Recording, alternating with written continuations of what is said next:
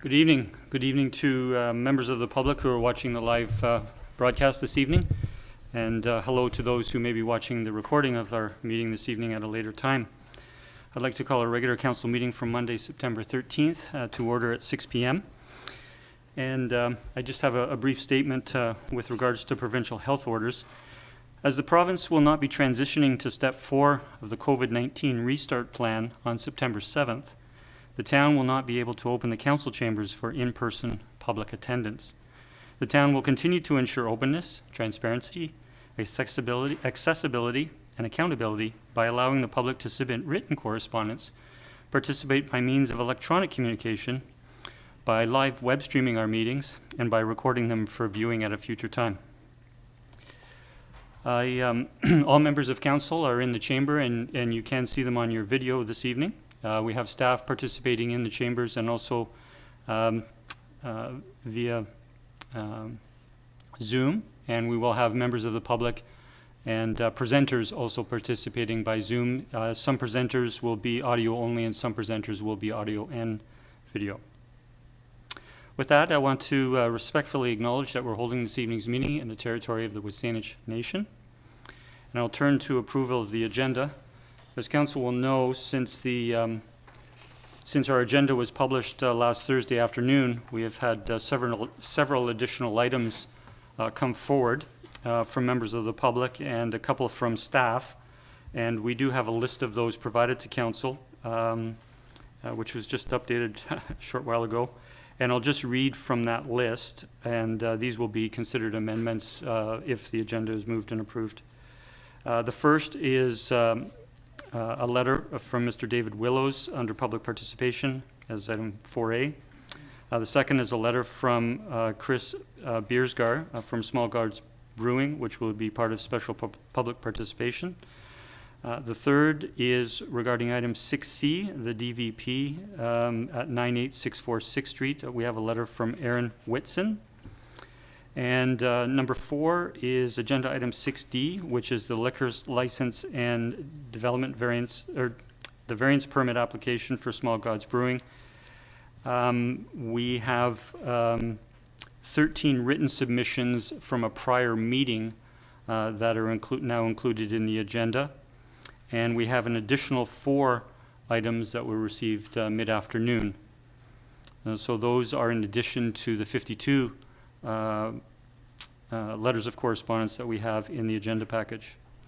Number 5, under 11A, the councillor report brought forward, we have 2 letters, one from Charlene Froome, and the second from the Intermunicipal Advisory Committee on Disability Issues from the West Shore communities. Number 6, under item 12D, we have additional Economic Advisory Committee minutes from the August 26th meeting. Number 7, under item 13C, we have a staff report regarding fire dispatch agreement with the City of Surrey. And number 8, we have an additional item under correspondence for information, an email from staff, which was an additional response to a request regarding dog park. I would like to make a 9th amendment to the agenda, and that is our second presentation this evening is from Portside Condominiums. And while under the presentation we did receive correspondence, which is under that agenda item, if you will, we also have a staff report under 13A. And I propose that upon concluding the presentation, that we would turn to the staff report at that time, as a number of Portside residents may be wanting to watch. And there are several items in between that presentation and coming to it later on the agenda. With that, I would look for a motion on the agenda, please. Move approval of the agenda as amended. Second. All in favor? None opposed. That motion carries. Thank you. So we'll now move to public participation, and we first have our regular participation period, and we have 3 speakers this evening. I will ask if Mr. Greg Gillespie can confirm his connection, and I will briefly introduce. Good evening, Mr. Gillespie. Good evening, Your Worship. You do have 4 minutes before council this evening. The floor is yours. Thank you. Good evening, Your Worship, Council, staff, and members of the public. My name is Greg Gillespie, and I'm the Development Manager for Mike Garrett Construction, 4520 West Saanich Road. We are the applicant for a development permit at 9566, 9570, and 9574 5th Street, which is Agenda Item 12B sub R1. I wanted to take a moment to elaborate on a few items we heard at the previous council presentation and recent APC. In terms of our design approach, we look to maintain the form and character that was previously approved by council and are pleased to see staff is satisfied with our efforts to address the applicable design guidelines. We have strived to keep the same theme or architectural vocabulary as it relates to natural materials, color, texture, and recessed upper floors. Design guidelines call for portions of upper levels to be recessed, and over 30% of our fourth floor is recessed from those permitted setbacks. We have also included mixed facade projections to decrease massing and minimize window sizes on the rear or west facade to increase privacy. A majority of APC agree with our design approach, and no further adjustments were suggested in the recommendations before you this evening. Our proposals for 36 market condos. Escalating land and construction costs prevent us from offering any rentals or discounts for this waterfront property. However, the town's housing needs assessment acknowledges the need for market housing such as ours to meet anticipated population growth and housing demand. Affordability is one important aspect of addressing core housing need. However, suitable and adequate housing are also key factors, and we look forward to providing quality and varied housing options for new residents. I can confirm that we will not be decoupling our parking as originally proposed. All 36 homes will come with one stall, plus there will be 7 stalls for visitors. This leaves 15 stalls available for purchase should residents elect to have additional parking. Lastly, it has always been our suggestion that council use the amenity portion of our CACs to fund off-site pedestrian improvements to the north of our property. Staff estimate a total cost of approximately $60,000, which is equal to our amenity portion. Nonetheless, we are prepared to contribute an additional $20,000 towards these improvements, in addition to our CACs. Ensuring seamless pedestrian access along 5th Street was a repeated request from nearby residents, and we are pleased to contribute to these improvements. Thank you and good evening. Thank you, Mr. Gillespie. We'll turn to our next speaker, and I'll confirm that Ms. Charlene Froome is connecting. I'm trying. There. I think so. There. Yep. Good evening, Ms. Froome. You have the floor for 4 minutes. Hi. Thank you, Mayor, Council, and staff for letting me speak. You are all familiar with me. Peninsula News listed me as an activist for disability, but I'd like to think advocate. Anyways, tonight I want to speak to the proposal put forward by Councillor O'Keefe regarding a changing places bathroom in the new bathroom facility that's being proposed in Sydney. As my letter stated, something that the able-bodied community takes for granted, being able to go to the washroom whenever the need happens, was curtailed through COVID, and a lot of them were frustrated having to plan their lives around being able to go to a washroom. That's a normal life for a person with a disability or the family of people with disabilities or their caregivers. I really hope Sydney will consider at this juncture looking at making the changing places washroom. As we know, it's easier and more cost effective to do this at the beginning than retrofit something. I've talked to several people that have got severely disabled adults or children or spouses whose eyes lit up at the thought that there could be a washroom that would be available and safe for toileting people with disabilities. WCB does not allow anybody to lift somebody over 30 pounds, yet caregivers and family members are required to do that all the time, risking their own health. If there was the ability for our people coming to visit Sydney, tourists coming, hopefully once COVID is under control and we can open things up more, this bathroom would be something that would allow people with disabilities to travel and participate in a lot of the issues, a lot of the events that happen in Sydney. So anyways, my point is I hope you'll consider the proposal by Councillor O'Keefe to take a look at the viability of putting a changing places bathroom in there. It would open up the world to a lot of people with disabilities. Thank you for your time. Thank you, Ms. Froome, for taking the time to bring your input before Council.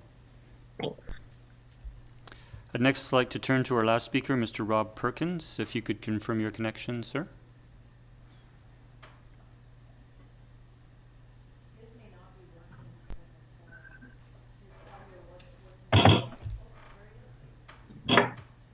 There we go. Caught the right buttons there. Everyone hear me okay? Good evening, Mr. Perkins. You have the floor for 4 minutes. Good evening. Thanks. I would just like to take a very short period of time here to go back a bit in history. I did address council back in September of 2019 when this item, I'm speaking about the rise on fifth proposal by Mr. Gillespie.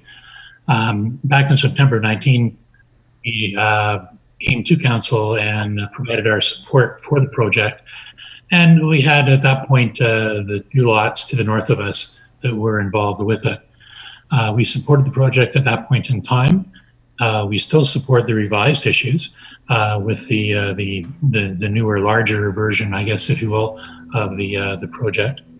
The three lots in question, just to the north of our Blue Water Strata condominium, have been a problem for the last couple of years, even prior to the proposal, in that they were rental lots, and at least two of them were not very well maintained, and they were constantly becoming overgrown with wildlife and fauna, flora, and a source of all sorts of nasty rodents and things like that that were getting into our building, as well as being right across the road from Talista Park and the children's playground that's over there. So we're very, very happy to see this process going ahead. We support the new program with the increased parking availability. That was one of our main concerns at the beginning. And we just once again would like to offer our support for the proposal for the rise on fifth. Thank you. Thank you, Mr. Perkins, for coming before council this evening. Thank you. You're welcome. I'll now turn to Mr. Humble, who has one written submission from a resident. Mr. Humble. Thank you, Mr. Mayor. So this is from Mr. David Willows, and it's regarding accessible washrooms for all. It's a proposal to investigate including a changing place washroom. Dear Mayor McNeil Smith and Council, it is my pleasure to provide this letter of support for Councillor O'Keefe's proposal to investigate including a changing places in the Beacon Park Public Washroom Facility. I am the parent of a child with complex disabilities. A lack of true accessible washrooms that provide a safe and sanitary space for personal hygiene for seniors, elders, and people with disabilities has become the single biggest barrier to inclusion of our family in the community. This is why, together with advocates from across the country, we have formed the group Accessible Washrooms for All to champion the Changing Places campaign in Canada. It is a common misunderstanding that the building code provides comprehensive design requirements for universal accessibility, including washrooms. The code is developed as a minimum standard to provide access for independent manual wheelchair users who can self-transfer to a toilet. It does not consider a person who requires assistance to transfer, wears incontinence pads, uses a colostomy bag, or who lacks the balance, dexterity, or core strength to safely use a toilet. People with these conditions are often not seen in the community because there is simply no place for them to go. In fact, it is estimated that as many as 1 out of every 260 Canadians requires an enhanced accessible washroom, such as changing places. Families like mine that include someone young or old who has mobility or other disabilities that affect toileting have very few options when considering outings. My son, now 7, still wears diapers, but that shouldn't prevent him from participating in society. Toileting is our most significant barrier to inclusion. Long ago, he outgrew the koala-type infant change tables, leaving us with very limited options.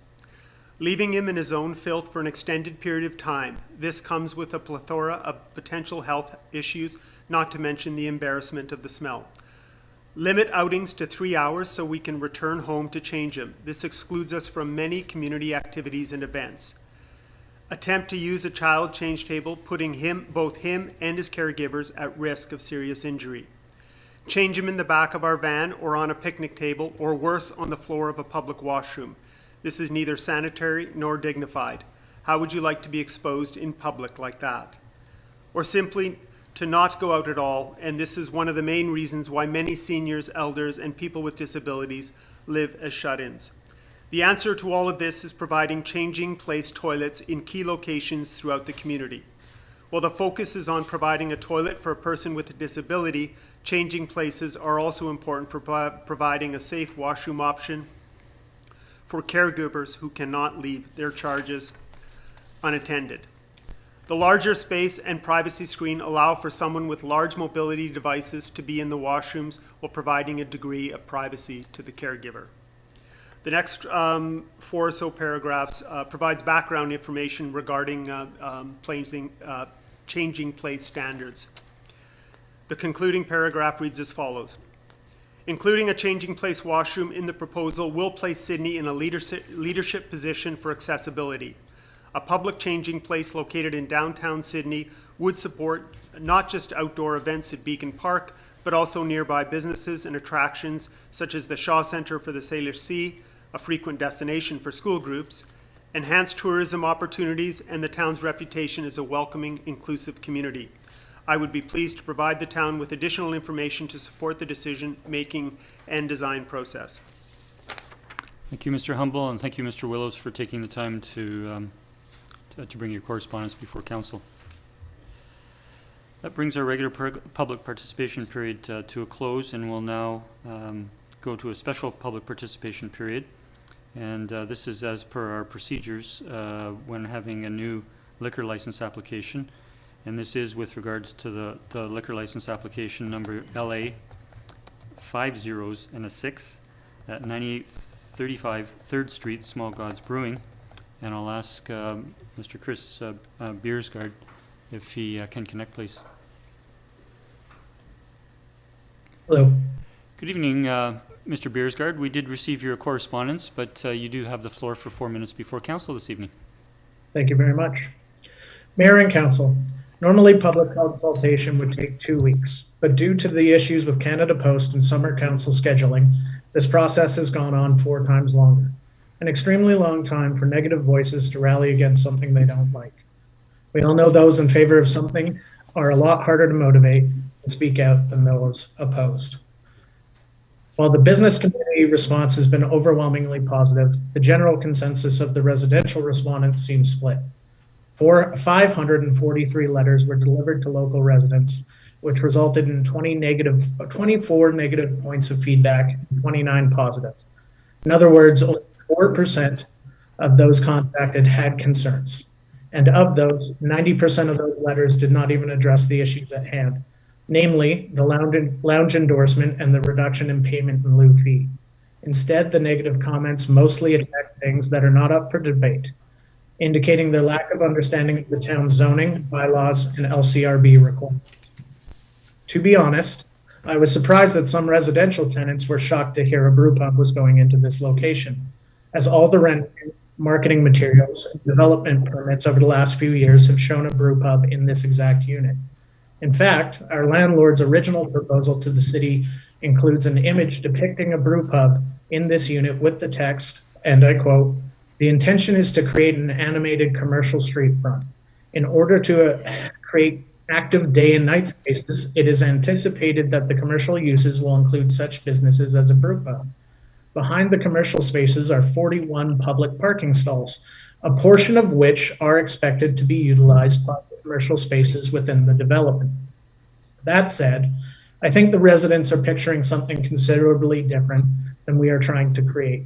Our craft brewery will be a family-friendly environment with food, non-alcoholic beverages, and boats for the kids. We're not going to have raucous events or loud music. Instead, we're going to have book readings. Regardless, our business will be located in the commercial COM1 zone of the city under bylaw 1689, section 2, II, and I quote, notwithstanding selection 2 general regulations, subsection 2H shall not apply to I, the areas designated as downtown commercial COM1 and West Sydney commercial COM3, an official community plan of the town of Sydney. A restaurant taking our place would not ensue a mouse quiet atmosphere. Will people be talking on the patio? Yes. Will people be drunkenly yelling on our patio? No, as we will be subject to the same serving it right laws as any other establishment in this location, as this space was designed to host a hospitality business.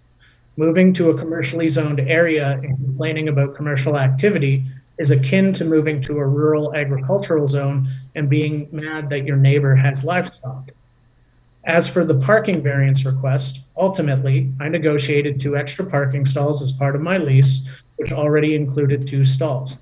How I use those spots will not free them up to be used by other tenants in the building. Thus, the questions of tenants' use of those space for second cars, motorhomes, and boats is irrelevant. I have offered to pay the full $40,000 payment in lieu fee that was in place at the time I submitted my application. Crippling my business before I even open the doors is all that will be accomplished by rejecting this offer. I'm begging you, please don't make the biggest mistake of my life, be that I tried to open a business in Sydney. Thank you very much. Thank you, Mr. Bierskard, for coming before council. That concludes our special public participation period, and we have no public hearings this evening. We'll go to the first of 2 presentations this evening, and I would ask if Ms. Hillerie Denning could confirm her connection, and I will introduce your presentation.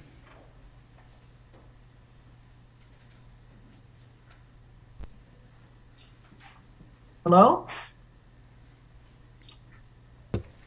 Hello? Good evening. Good evening. We can hear. Can I introduce you for just a moment? Certainly, thank you. Thank you. We do have a presentation from Hillerie Denning, a resident of the Harbour Landing Residences on Resthaven, at Resthaven Macdonald Park Road, regarding boulevard maintenance at Harbour Landing, and petition submitted on August 23rd. Ms. Denning, you have the floor for a maximum of 10 minutes, and we'd be pleased if you would take any questions that might arise from council members at the end. Thank you. Well, I don't really think I need 10 minutes because what I tried to do was make everything very clear in my letter. And I also included, I believe, half a dozen pictures. And I do believe that, a picture's worth 1,000 words. So the other, what has happened is there was a boulevard installed around the perimeter of the properties on Resthaven Drive and Macdonald Park. And it is my understanding at the time that the developer was supposed to include a couple of sprinkler heads added to the irrigation systems of the homes that front the 2 streets. That was never done. So we ended up with what you see in those images. My husband and I, we face Resthaven just where the bus shelter is. And the 2 of us, I have a small home office, have put out fires this summer as people stand at the bus stop and flick their butts onto the completely bone dry but weed covered boulevard. And we've put out 2 fires. Additionally, aside from that, we tried to help by putting a bucket filled with sand so people could butt out, and also a place for them to put their garbage. But I had to remove it because we got tired of people walking through, which was meant for extinguishing cigarettes, cigars, and maybe putting some of their paper trash in. And I have dog walkers putting their pets' remainings in there. And my husband and I got kind of tired of cleaning up dog excrement. So From the pictures that you can see, the fact that we're putting out fires, the fact that grass is no longer environmentally friendly, we can't even water it, because if we were to put a hose across the sidewalks to put even a sprinkler head, then you are creating a trip hazard, which is another issue for liability. I included a couple of photos that I took of a couple of examples where the city has put in hardscape boulevards. And what I was hoping was that there would be consideration for inclusion of some changes to be done in the city's 2022 budget to improve the current situation. In addition, and lastly, I'd like to point out that as Sydney has grown, and other than when the ferries were shut down, there are a lot of people that come from the mainland and come into Sydney. When you get off the ferry, because of all the traffic now, and the traffic backs up on that portion of the Pat Bay Highway, and there is only one turning lane to go left onto Beacon, a lot of people take the Wayne Road exit. And the first image that they see when they come off and they go down Resthaven, which means you're not backed up on the highway, and you miss the light also that backs you up at Beacon, the first thing they see are those images that I sent to you, which is, of course, not a great representation of our beautiful Sydney by the sea. And when you look at the expense on Beacon that's spent, and of course, I totally understand that's our downtown and our main, our main drag, as I call it. I'm not looking for anything like that, just some form of amelioration that is in consideration of the fact that this is the second main access point to Sydney. That's all I have to say. Thank you. Thank you very much. I'll turn to colleagues if there are any questions. Ms. Denning. Councillor Garnett. Thank you, Mr. Mayor. Thank you, Ms. Denning. Just out of curiosity, has this been a long-standing problem? Yes. I did took a walk out there the other day, and I noted what you were saying. There was quite a few cigarette butts on the ground, which was right in direct contravention to the CRD no smoking sign right above it in the bus shelter. And I noticed also the dog excrement and other things you pointed out. So I can understand your concerns over this. I wonder if I just direct a question to staff, if I may, or well, just right now we have questions just to her? Okay. for the presenter, yeah. And then after that we'll Fine. go to the agenda. Yeah. So I just want to let you know that pictures do tell 1,000 words, but definitely a walk up and down that street was a bit of an eye opener. So thank you very much. Thank you. Councillor. Seeing no other questions, thank you, Ms. Denning, for the attentiveness you and your neighbours have brought to the situation, and I know there was some engagement previously with town staff. And, well, they're the ones who directed me to Mayor and Council, because they said there wasn't really anything in the budget, and that if I wanted to get the attention, this was the way to go, and to bring it forward, hopefully in time for some inclusion in the 2022 budget. As you can see also by the signatures that I received, I have a lot of support from my neighbors on this matter as well. thank you again for coming before us this evening. Thank you. So we'll now turn to it as an agenda item, and Councillor Wainwright. Sorry, Mr. Mayor. I see a recommendation under the presentation to refer this to staff for a report. Mm-hmm. So I'd like to move that.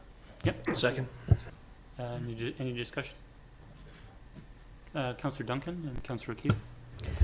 Just only briefly, but I just wanted to first applaud the residents of Harbour Landing for taking the initiative on the cigarette butts and the garbage in the first place, just to prove no good deed goes unpunished, I guess, with the doggy bags, hey? And I like this app. I like that they've gone for the idea of the xeriscape. We just had a level 5 drought, and so the idea of even having to ask residents to water a lawn to maintain it, I don't even like anymore. I mean, some of my neighbors were watering their lawns in a level 5 drought, and And so actually bringing this and referring it to the staff for report and kind of getting us to start thinking about that. One thing that was brought up was about the amount of money we spend on our parks in our downtown right now, and the amount of watering that our staff have to do, just to keep the trees that we are planting alive right now. And kind of being able to look at this at the cost benefit level of having not just this place, but this place kind of as a test case of xeriscaping and looking at the other condos, because there were people still using watering with the in-ground sprinklers, even if they had installed it. They're in-ground sprinklering their green lawns in a level 5 drought, and being able to look at whether this is something we can do, and that might save on staff time and maintenance over the long run in decreasing our planting needs by further xeriscaping. So I'd be happy to refer this to staff for a report. Thank you, Councillor Duncan. Councillor O'Keefe? Yes, thank you. Yeah, I'd like to hear more from staff on this. Questions that I would have is, I agree, first of all, with Ms. Denning in regards to the dryscapes, and I understood that we were going to be incorporating more of that, with climate change in previous conversations with staff. So questions that I would look to be have answered that when staff come back to us is in terms of what are our future plans in regards to this sort of landscaping. Like it seems that it should be a requirement for whether it's the town or whether it's in the landscape plans for developers, for boulevards or other common areas like that those should sort of be things that should be incorporated. Also, I was wondering, another question I would like answered in that report is when they say that isn't anything in the budget. And so what I wonder is, there is a budget for, general, for this sort of thing. And I'm wondering, do we actually need more money, or do we just need to spend a little bit less time on Eastview Park or some of those popular places? Maybe we need an overall sort of redistribution of how we attend to certain parts of the town. Councillor Garnett has been a champion for the west side, where we also see that they kind of get left out in terms of maintenance as well. So in regards to staff coming forward, I would rather see, instead of saying we need a whole lot of more money, I'd like to see more how we can make better use of what we have and reduce costs through, as Councillor Duncan said, dryscaping. One more thing I'd be curious to hear from staff in their report is whether if we went ahead and did anything with that area, knowing that we're eventually going to be looking at bike lanes along Resthaven Drive, whether that area would be impacted. So it would just be disappointing that staff went through the trouble and expense and bother to fix that all up, only have to dismantle it later for bike lanes. So yeah, that's it for me. Thanks. Thank you, Councillor. Councillor Garnett. Thank you, Mr. Mayor. Yeah, unfortunately, some of these issues center around civic responsibility, and you can't get everybody to pick up after their dogs, unfortunately, and cigarette butts. I wonder if I might, through staff, is it possible to have the BC Transit, maybe CRD, have better signage in that? I mean, they do have signage there. I mean, it may not make a difference, but it is fairly small. My guess is it's probably not going to have a huge impact, but I'm just wondering if there's something we can do to let people know that really, you're not supposed to smoke there. So. Yeah, thank you. I may defer the question to Ms. Clary. I'm not sure I'm not familiar with the signage there, but maybe Ms. Clary wants to respond. Sure. Through the mayor to Councillor Garnett, there is a standard bus stop sign for no smoking that's generally put up. I can talk to the CRD to see if they have anything different, but there is a bit of a balancing act of having it so, something that people can't run into versus having a sign there. But we can definitely look into it and get back to you. Thank you. Thank you, Councillor.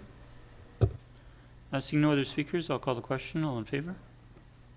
None opposed. The motion carries. Thank you. We'll move to our second presentation. I'll ask if Mr. Don Macdonald can confirm his connection. And I'll enter. Yes, I'm here. Good evening, Mr. Macdonald. I'll just take a moment to introduce your presentation. Mr. Macdonald is president of Portside Condominiums, and he's giving a presentation this evening on proposed infrastructure changes to the sidewalk beside Portside Condominiums at 2550 Bevan Avenue. We do have correspondence from the residents. Mr. Macdonald, you do have up to 10 minutes, and we'd be pleased if you take any questions from council afterwards. Thanks very much, Mr. Mayor, and thanks to council members. I just also wanted to introduce Norman Dolan, our Vice President and Building Manager, who's on the call tonight as well, Fran Mayer, who's our Secretary and Co-Treasurer, and Ross Keating, who's also our Co-Treasurer. So with this brief presentation, then, I wanted to really describe the issue, describe some of our concerns that we have, our proposed solution, a little bit of a summary and next steps as we see them. So if I can just get the sharing to work.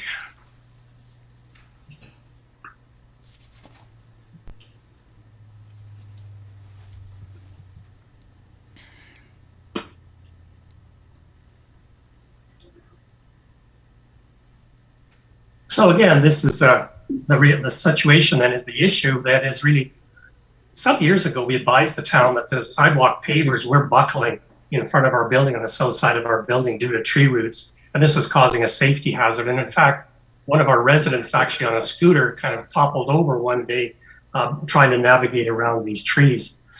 This summer in August, the town's infrastructure department met with Portside council members to discuss their proposed solution. And this is under your staff report option number 1. And just as sort of a quick summary, Portside does not support this option 1, but we actually do support the option number 3 that's presented in the staff report. And here's the situation then. Again, you're looking west along Bevan Avenue. And again, the situation here is the property line actually sort of straddles this landscaped area here. And you can sort of see in this blow up that the trees are buckling. The pavers are being buckled by the trees. And that's sort of the situation. And this green space is sort of a shared green space then between ourselves and the part of the boulevard that the town owns. So the town's proposed solution, the first solution about option 1 in the staff report, was really to extend the sidewalk 1.4 meters towards our building for about a 1-block section, do some landscaping around the trees. And again, I understand the staff report has actually outlined 2 other options as well. And the boulevard is town property, but it really has been maintained by Portside for over 26 years now. We provided landscaping and irrigation systems, so we like to think that we've been good stewards of this green space for many years. Well, what's our concern? We're really at the impact to our new landscaping, and really any option that would destroy our landscaping irrigation efforts would not be really favored by Portside. There's also a concern if you pump the sidewalk towards our building, there'd be a loss of privacy for our owners as well. And to give you some background, about a year or so ago, we completed a kind of extensive building remediation project that involved reconstruction as well of the sort of shared green space area. And as part of that deal, we were required to submit a $17,000 damage deposit down to the town to ensure that we properly brought back the boulevard in question and all around the building, in fact, to pre-construction levels. So we spent quite a bit of money in terms of a professional landscape architect, $50,000 to $75,000 in landscaping. And in fact, after the project was over just this last fall, we got our damage deposit back from the town. And in our view, there was satisfaction that what we had done was okay. And then, so the other concern that we have is long-term efficacy, or how well any of the options is going to work in the longer term. And the tree roots are growing towards our building, and in our view, they're probably searching for water because that shared green space is well irrigated. We try to keep the building looking nice. And again, the original pavers were built very close to the tree trunks without this new adequate grates that would allow rainwater penetration. And they also didn't have any irrigator heads attached to them as well. So in our view, then option 1 would not provide a lasting solution to the problem. And again, option 2, again, from the staff report, in our view, would be more of a stopgap measure. It also seems to us that option 1 would be costly and not really sustainable in the long term. Well, our proposed plan is very similar then to what you're going to hear in the staff report, option number 3. I'm very pleased that we're actually fairly well aligned with the staff report. And again, the idea here would be to remove the 5 existing maple trees along this east end of Bevan, leave Portside shared landscaping intact. That's the shared green space that I mentioned. Replant with a more suitable drought and dwarf tolerant species, and then reconstruct the paver sidewalk around the new trees with water retention grates and a dedicated irrigation heads. And I might just add as well, we would hope that if there was any damage done during this construction to our irrigation system, that the town would be kind enough to repair that system. So really, to summarize, in our view, the town's initial proposal is option 1, which could extend the sidewalk towards our building, is flawed. And again, as a major stakeholder, where the initial proposal would destroy really much of our landscaping efforts that we've undertaken in the past. I should say it's not just the amount of the money, but it's also the fact that we've had professional gardeners looking after this area. We have volunteer gardening committee that keeps it well weeded and so on. So there's been a lot of efforts. So we're hoping then that this green space can be maintained. And as I mentioned, there's the privacy concerns too, because if the sidewalk was bumped close to the building, we'd essentially have some of our residents looking down on passerbyers. And technically, we don't believe the trees, as they are expanding, and really the option 1 is not a long-term solution. We do support the staff recommendation option number 3, which reads, replace the 5 trees with an appropriate species planted in tree wells with surface tree grade, add an irrigation system to help the trees become established and thrive.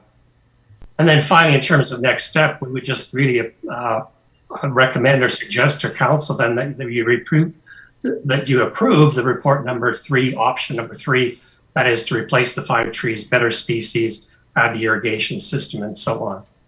So thank you very much for your time, and I'm certainly open to any questions that people have or comments at this point. Thank you, Mr. Macdonald. I'll turn to council members if there are any questions from your presentation. Seeing none, thank you for the presentation, and we have moved the agenda item up, and we'll discuss it next among council. Thank you. And Mr. Mayor, do you mind if we stay on the call for now, or would you like us to sign off? If you can, if you just, we won't have any more input or dialogue back and forth. But if you wish to observe this next portion, that's certainly appropriate. Hey, thanks very much. And again, thank you for your time, Council and Mayor. Thank you. And so we do have a staff report, and before going to a resolution, I will turn to council if they have any questions of staff. Councillor Garnett. Thank you, Mr. Mayor. Yeah, I have a few. Just out of curiosity, the species that staff is considering replacing with, do we have an idea what that might be at this point? Through the Mayor to Councillor. I did consult a little bit with our arborist, and there's a few different species. I would leave it up to them, our experts, our arborists, to determine the best species for this location. And again, we'd work with the adjoining strata on a selection as well. It could be another form of maple. The tree that's placed there currently is not, according to our arborist, not that bad of a species. It's just more the way it had been planted. It was planted much too high, which the root system is now impacting the sidewalk in that area. If I may, so the grading system that's being referred to in the report, would that be something similar to that I noticed up the street at 2526 Bevan? Yeah, that's correct. So a tree well, which then gets the tree deeper into the soil, with a tree grate around it. The sort of typical installation you see around all the new development in the downtown. And one last, if I may. Just out of curiosity, do you know if these trees were all planted at the same time? It just seems odd because the 2 that are closer to Eastview seem to be quite a lot further along in their growth than the 3 that are closer to First. I believe they were all planted at the same time. It would appear possibly that the 2 that seem to be thriving, now causing the most damage, are probably getting some of the water from the adjoining irrigation system. Okay. Thank you very much. Thank you, Mr. Mayor. Thank you, Councillor. Councillor Fallett. Thank you, Mr. Mayor. through you to staff, if I may, what is the size, the width of the sidewalk there? Is that 2.5 meters? Through the mayor, to Councillor Fellett, the existing sidewalk through that location is 2.5 meters. And what is our average sidewalk width or our preferred sidewalk width? Is that it? In the downtown core, our standard is 2.44 meters as a minimum width. So yes, it would meet our current standard. Okay, thank you. Thank you, Councillor. Councillor O'Keefe. Thank you. So there's 3 problematic trees that you have proposed to pull out. How are the other 2 doing? Are they doing all right? Are those the 2 that were they planted properly, and are they thriving, or are they in danger of causing problems as well? Through the mayor to Councillor O'Keefe, the 2 trees that aren't causing as much damage to the sidewalk, they just haven't grown as much at this point. Talking with our arborist feels that there's just a lot of root compaction, and the trees just really haven't done that well overall, other than a couple of them. So over time, it's expected that those trees, as they mature, they're just very slow growing right now, that they'll have a similar impact to the root, to the sidewalks. The roots going to heave the sidewalk through that area would be expected. Okay, thank you for that. Thank you. Seeing no other speakers, I do have a question through to staff, and that is with the presenter requesting an addition to our resolution with regards to irrigation at the particular trees. I guess it would be within the tree well. Is that something that we do in certain locations? Is that something under consideration? Should we just leave that with staff to consider when they're making the changes? Mr. Mayor, the irrigation with our drier climates that we're seeing recently, trees are definitely more stressed, and there is definitely a preference to get irrigation system in to at least get the tree established. As the tree matures, maybe opportunities to deactivate that irrigation in the future, but it is advantageous to get that tree established by getting that irrigation system in. And that's generally the standard we've been doing in the downtown core area. Great, thank you, Mr. DeMare. So we do have a recommendation, or Councillor Fallon? I'd like to move to a recommendation, but not the one that staff has on our agenda, and that is that we remove the 5 boulevard trees and repair the sidewalk. And I will explain further if I can get a seconder. We have a seconder for discussion? Second for discussion. We have second for discussion, Councillor Fallon. Thank you. My thinking is that whatever species of trees we put there, it's going to be an issue. And when I look at the size of the tree well and everything that's there, and having walked it, it creates for a very narrow passageway with the trees where they are in the sidewalk, because it's sort of towards the middle.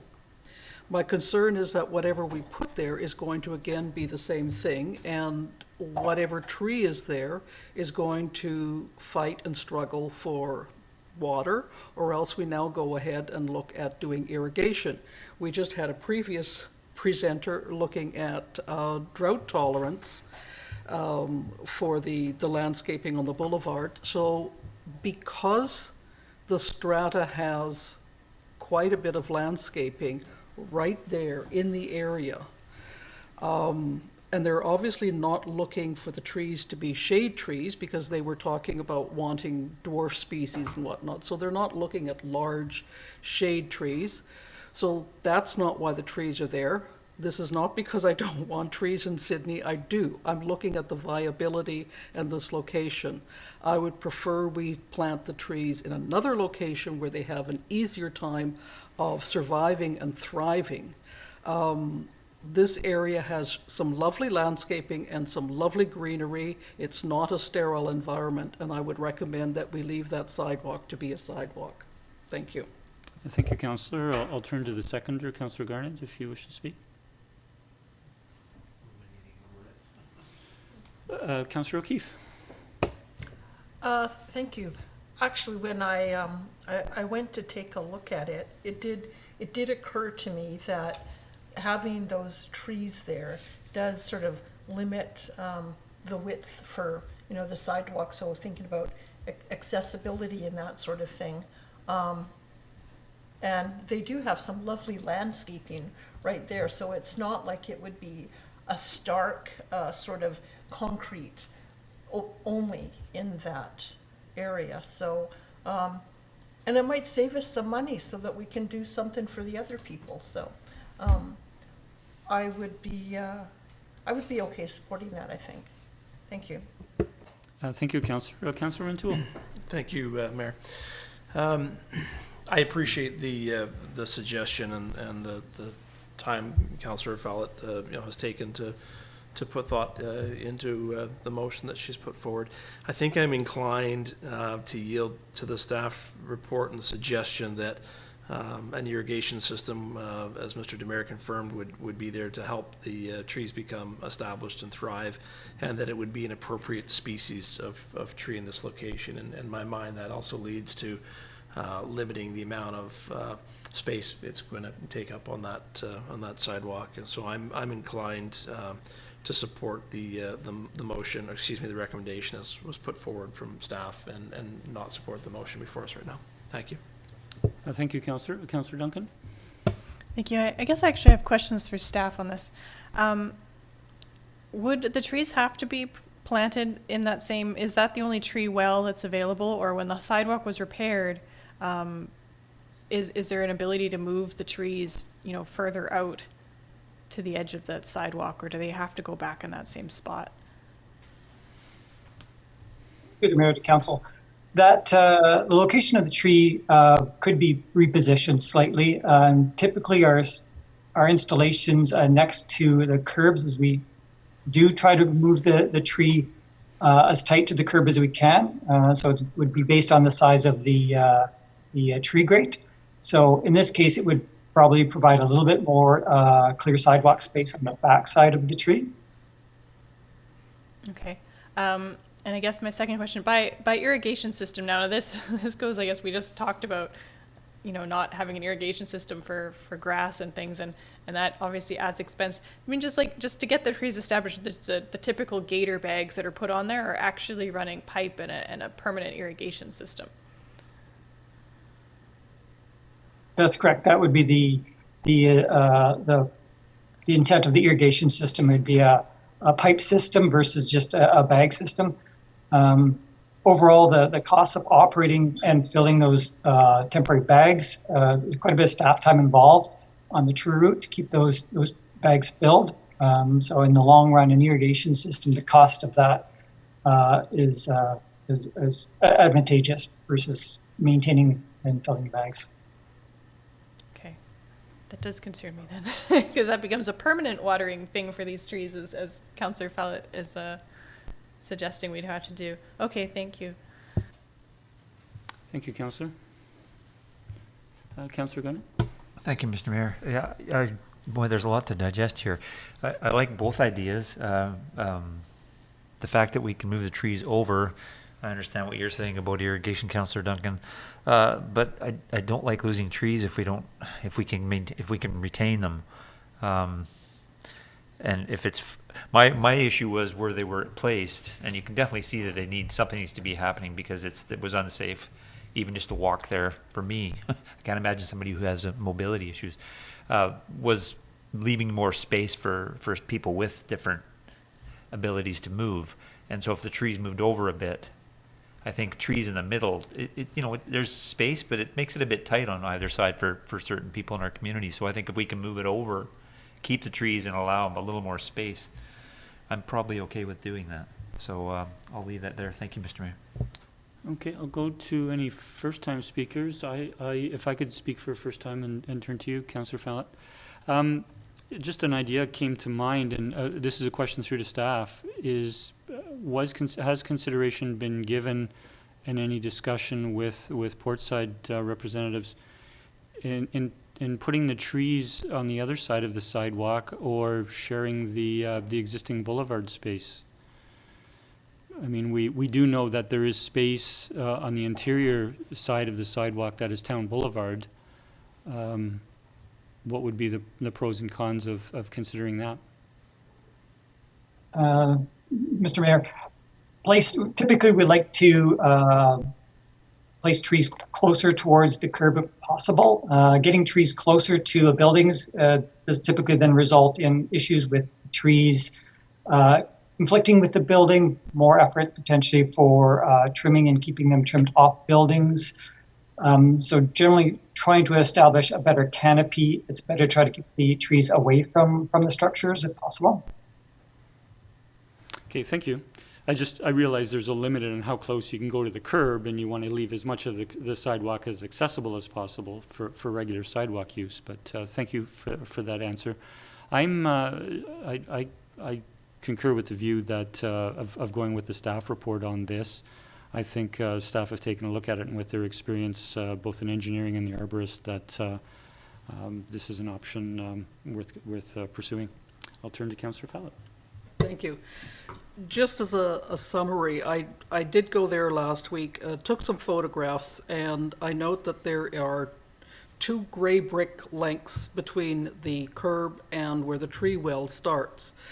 There isn't a whole lot of room to move the trees closer to the curb without then putting the tree with the root base looking to go underneath the roadway.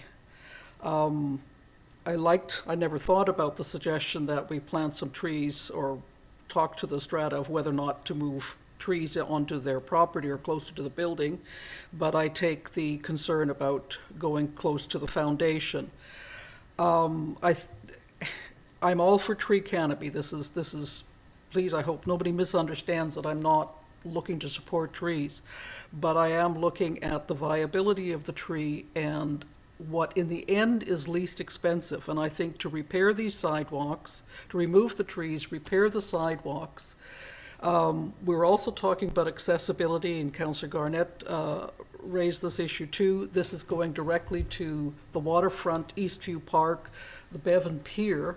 There's a lot of foot traffic in this area. I think if we can plant trees someplace else where they're not competing with asphalt and sidewalk, we'll do the trees a bigger service and we'll do the community a bigger service. So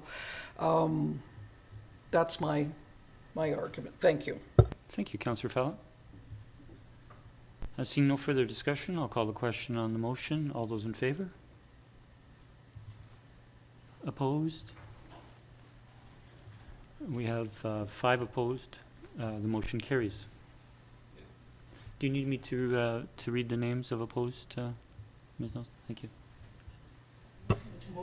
Sorry, the motion is defeated.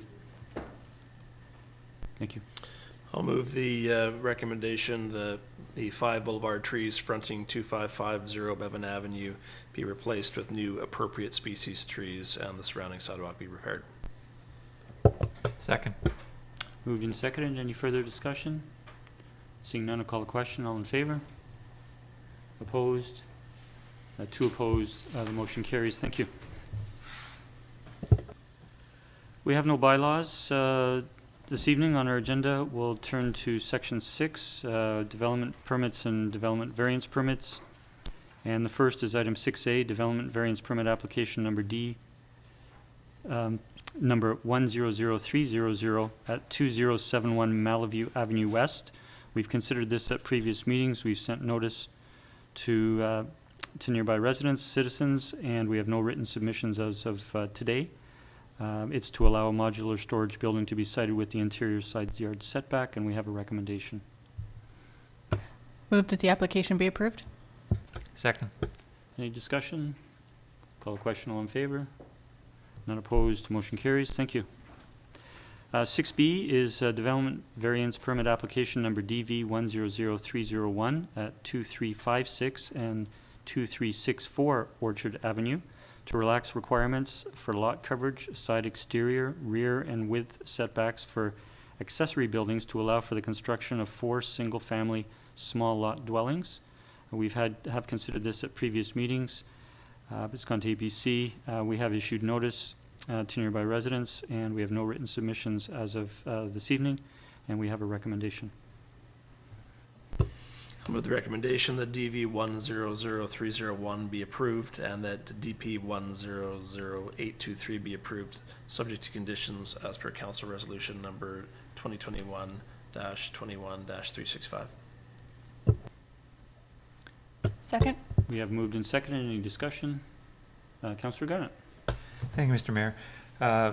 As Council may remember, I had concerns about the protected tree being removed on this particular site. But that particular night, Councillor Duncan brought up a point for me that is really stuck home, and that is the being wary of the way we're developing in these areas in terms of lot coverage and cement and pavement and permeability. And I'm going to vote no, just because I'm just really concerned with that direction we're taking. And I think in terms of the permeability, but also the heat, and the more pavement and concrete we have, the less livable our community is going to become. So if this is going to be the pattern we're going to take on, this is going to cause us issues in the long run, and in terms of the community and how it impacts our overall health. So that I'm going to be voting no in this round. Thank you.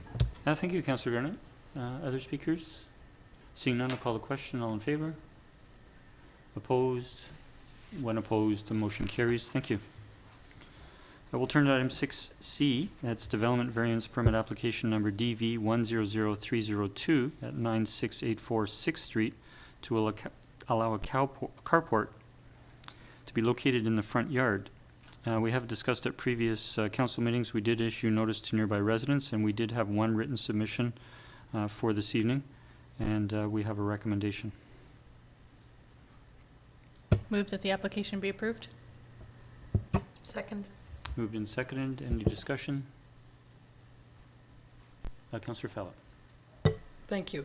I was concerned at the time when this came forward that the property does have a back alley. It's one of the few neighborhoods that does have a back alley. Many of the other homeowners have access for their cars and garage from the back. And this owner, yes, there is a deep front yard. I'm not in favor of moving a carport into the front. I would prefer it to be used for the back, so I will not be voting in favor of this motion. Thank you, Councillor Fallot. I'll turn to Councillor Duncan. Thank you. Since we did receive a letter for this, I'll just restate what I had said, as Councillor Fallot had the same statements last time this came up, and Councillor Garnett just talked about my concerns about permeability and green space in this area. So I'm voting in favor of this simply because she would have to actually tear up more green space and cut down trees in order to pave additional area to put in this carport here, when she's already got, you know, a graveled front drive, which is more permeable, and she would be putting what is essentially a temporary shelter over top of these, you know, one of those boat covered areas. I know the letter writer has expressed concern about what future tenants may do here, but I don't feel that that's a reason to deny somebody doing something themselves when they've said what they're going to use it for. So I'm still in favor of this application because I feel overall, in terms of permeability and best use of space, this is it. Thank you, Councillor. Any further discussion? Seeing none, I'll call the question. All in favor? Opposed?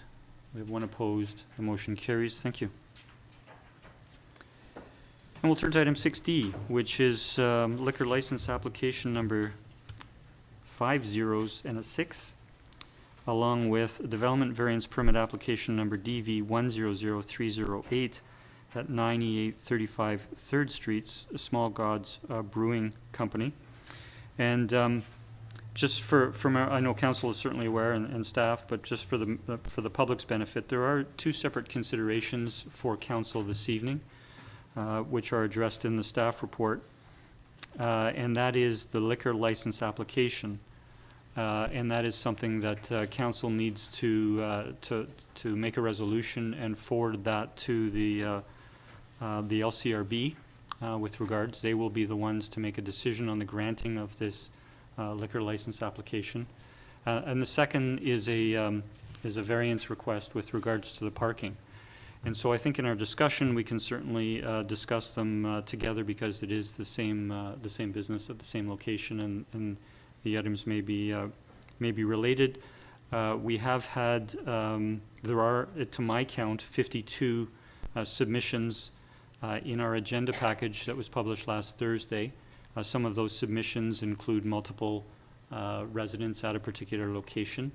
And as indicated during agenda review, we did include 13 submissions that council had seen at previous council meetings. Again, there were a couple of those submissions were from organizations such as the BIA, which represented a number of individuals or businesses.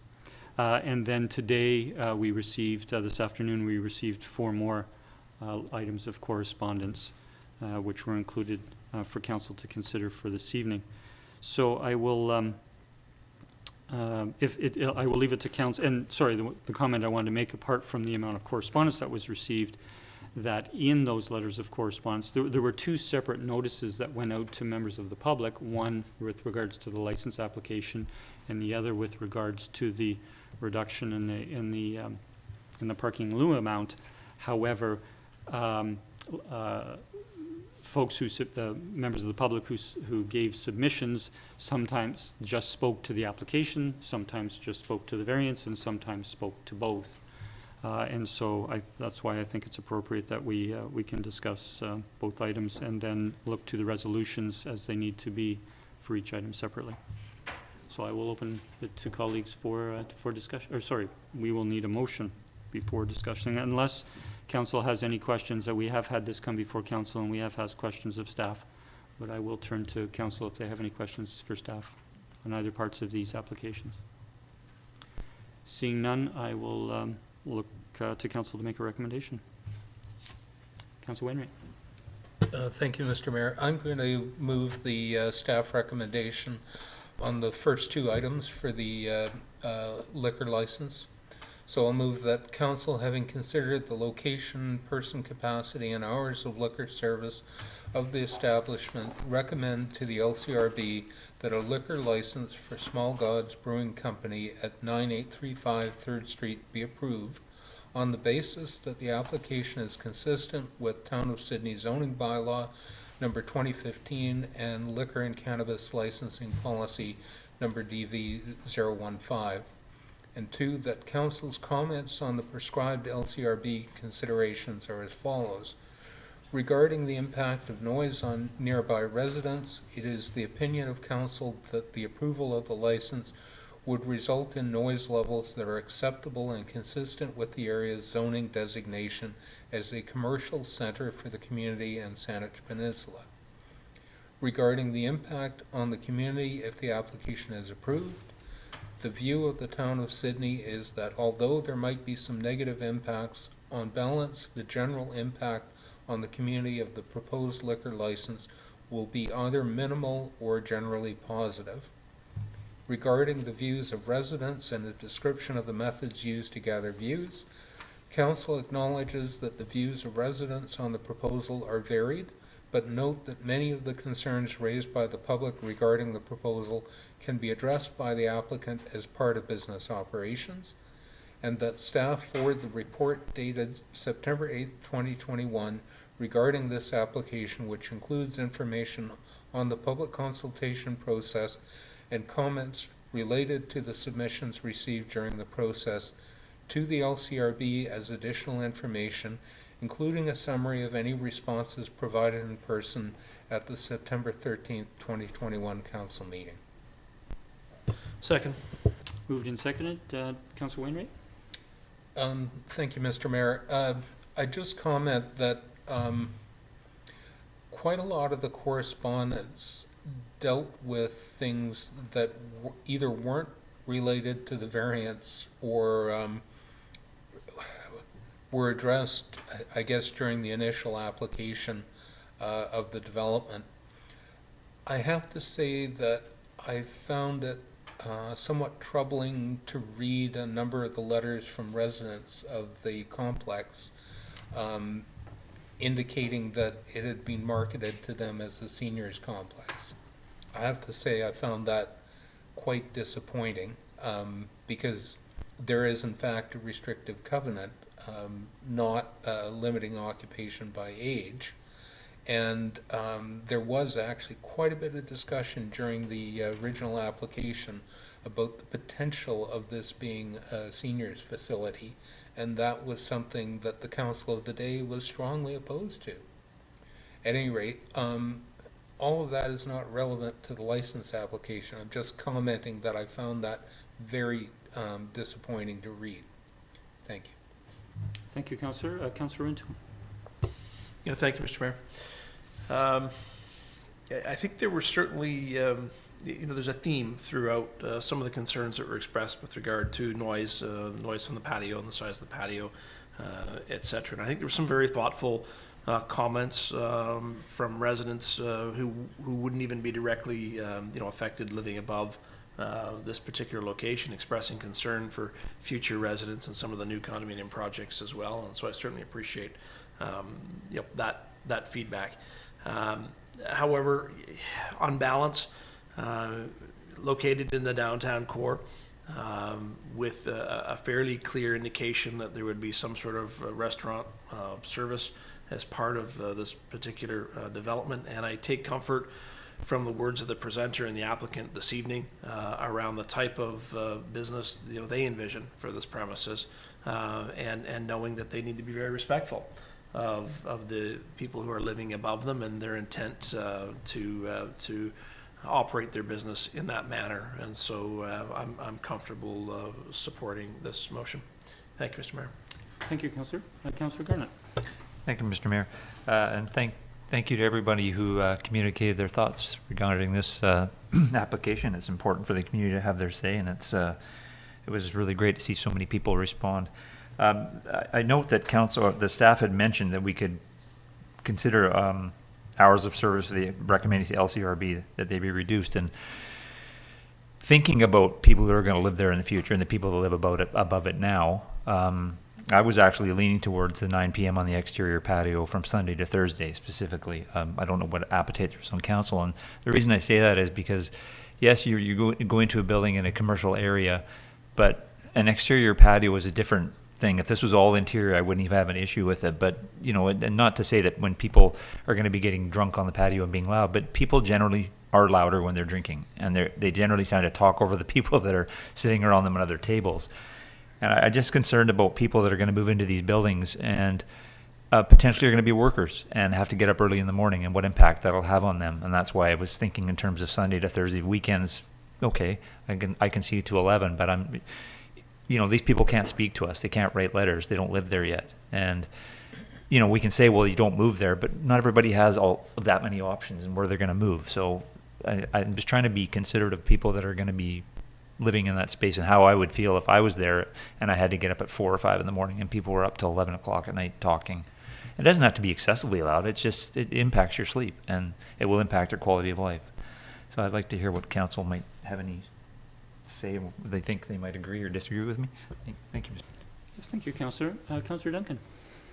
Thank you. I understand Councillor Garnett's point and the consideration for the fact there might be workers in the building, despite the way it's being marketed, is definitely also appreciated, perhaps ironically.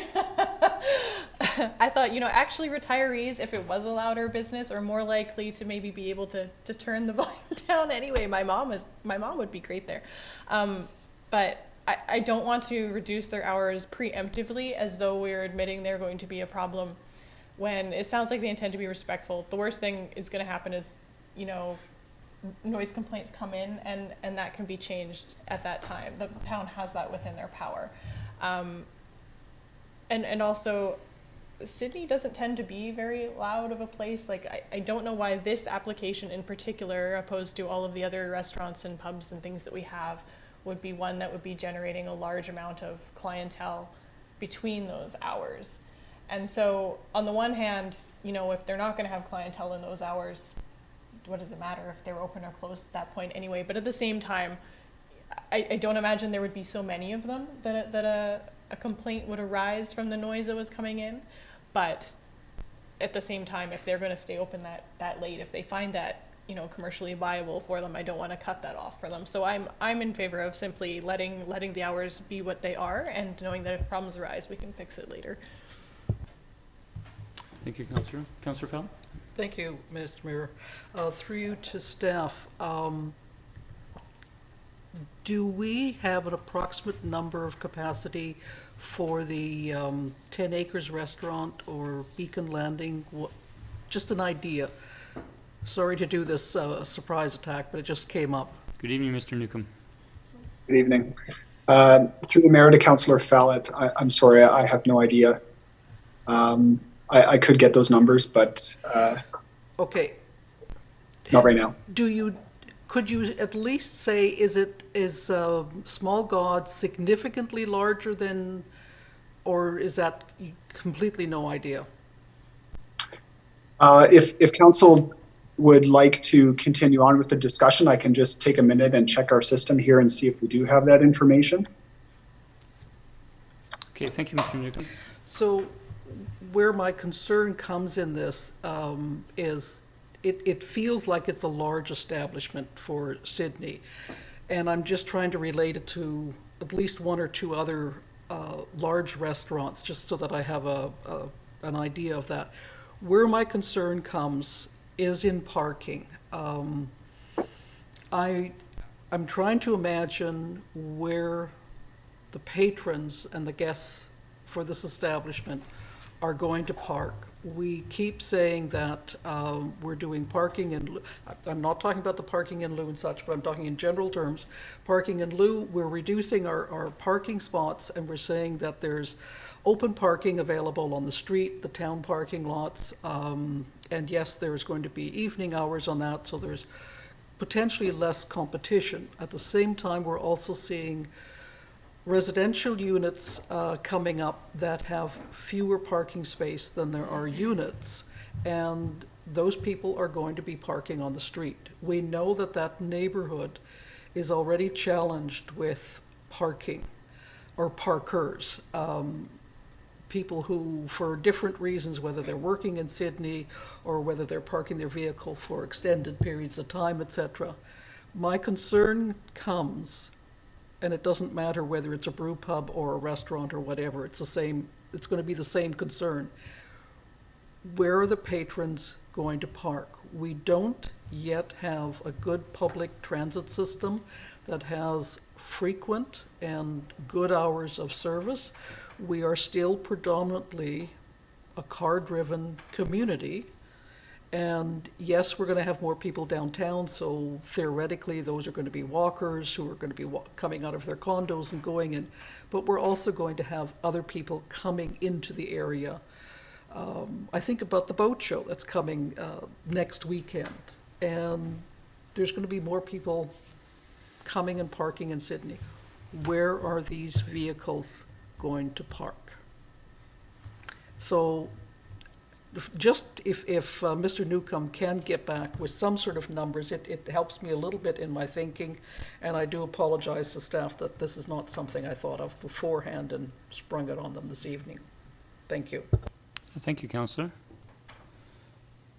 I was not able to find it, but Ms. Verhagen seems to have come through in a pinch and informs me that there's 147 seats in there, so a comparable size for 10 acres.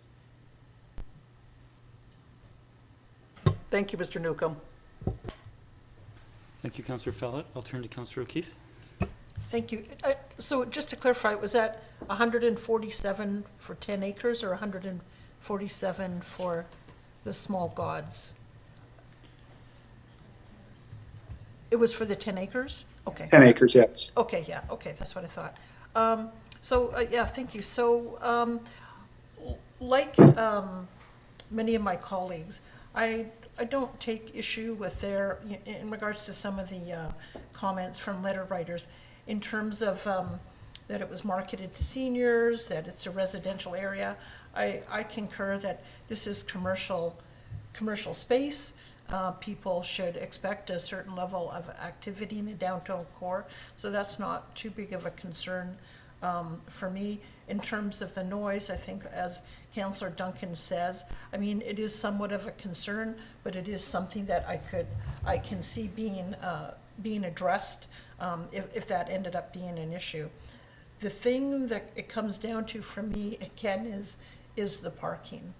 And so concerns about, I believe the capacity for this, for Small Gods is 165.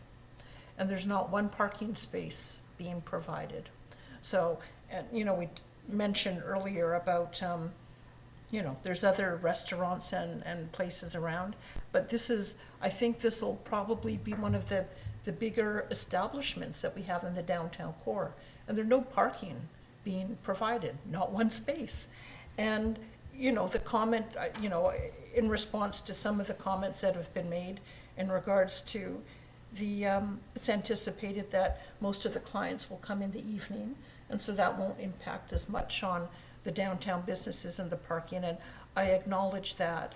But there is still, you know, they are planning to operate during the day, so my expectation is they will be doing everything they can to maximize the number of people coming in to their establishment. And so even if it's only half full at 80 people, I think it will have a significant impact on the downtown parking. Is there parking nearby in the public lots? Yes, but we already know that that is already strained.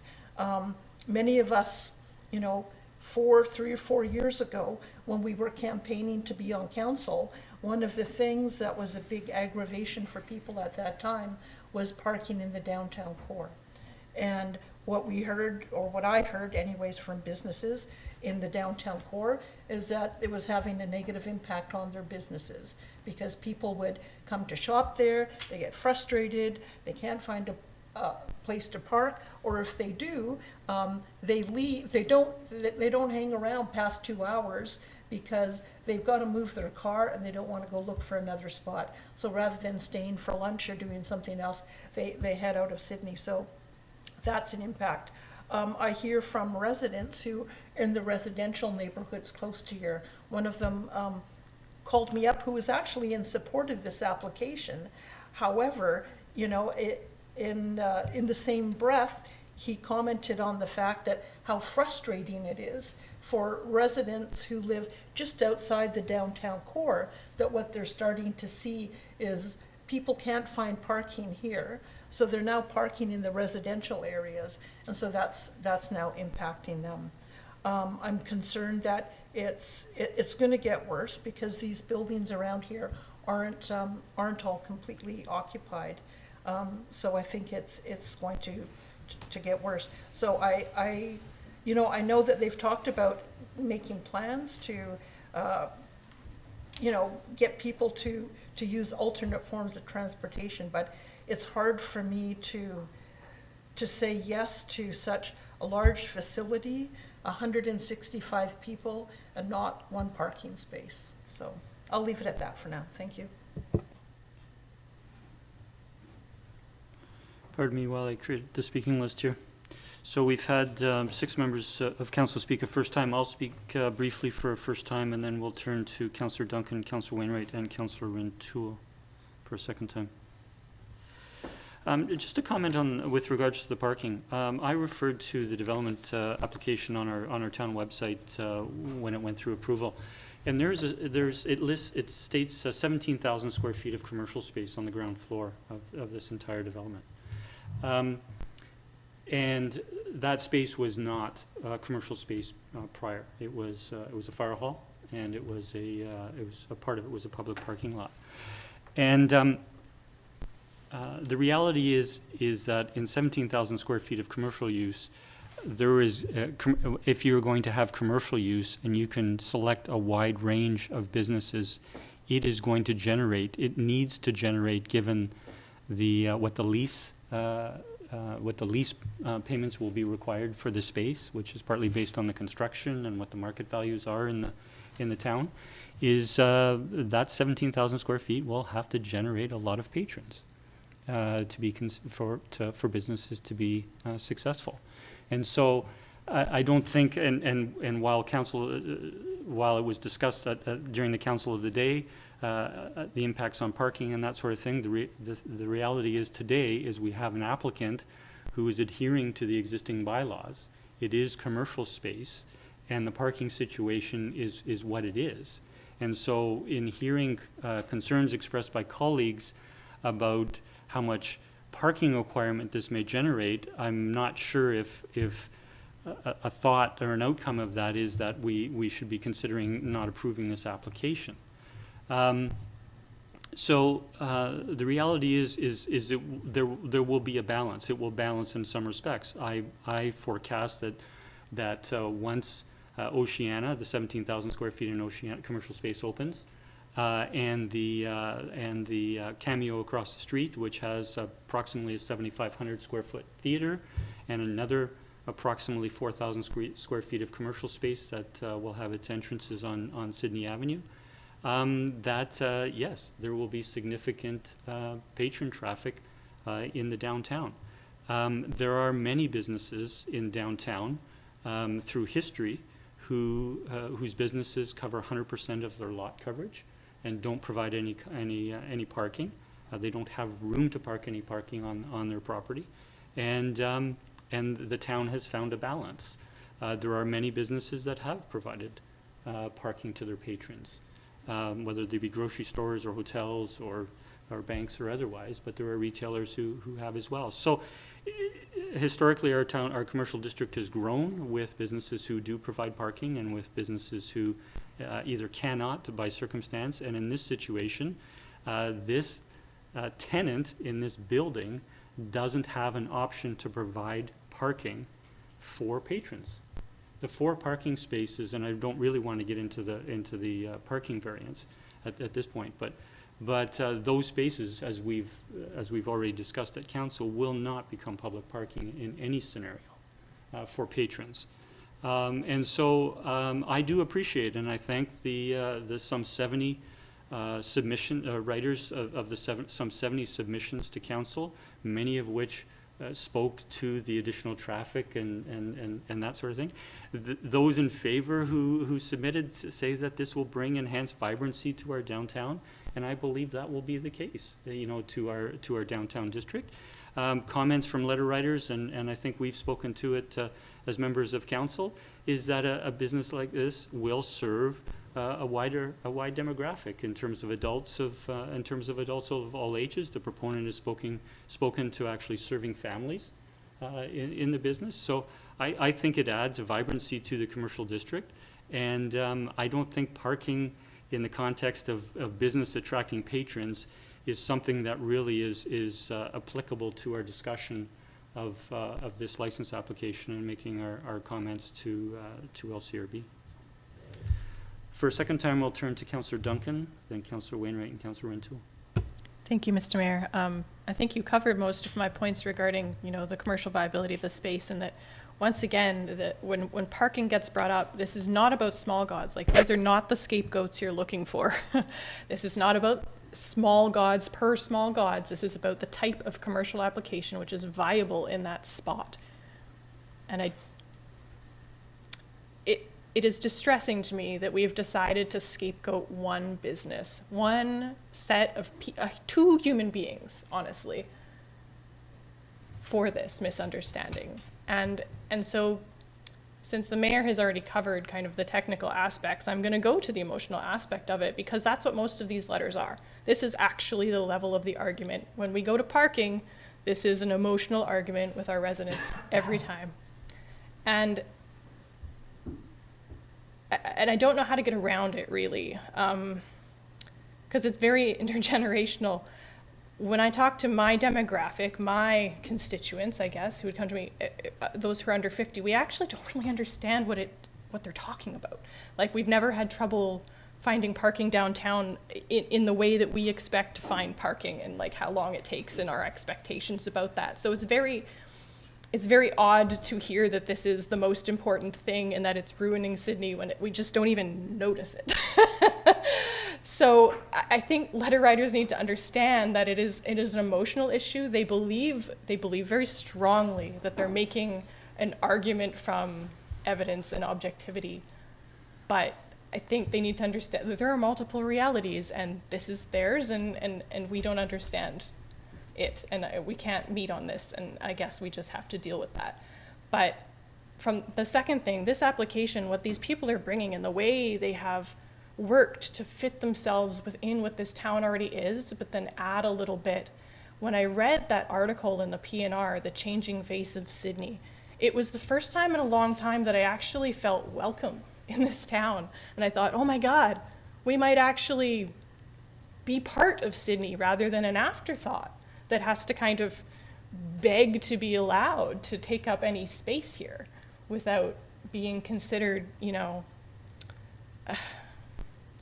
like not fitting in and making things too loud for the people who actually live here, because we actually live here now. And it was acknowledged that we live here and we bring new residents in and we bring business and enthusiasm and people a new generation who loves this town, which is what a town actually needs to survive. Not more retirees who've moved here to love the town, but people who will love the town for the next generation. That's what we need. And to then see people who fit that so perfectly and to become the flashpoint for this issue is distressing.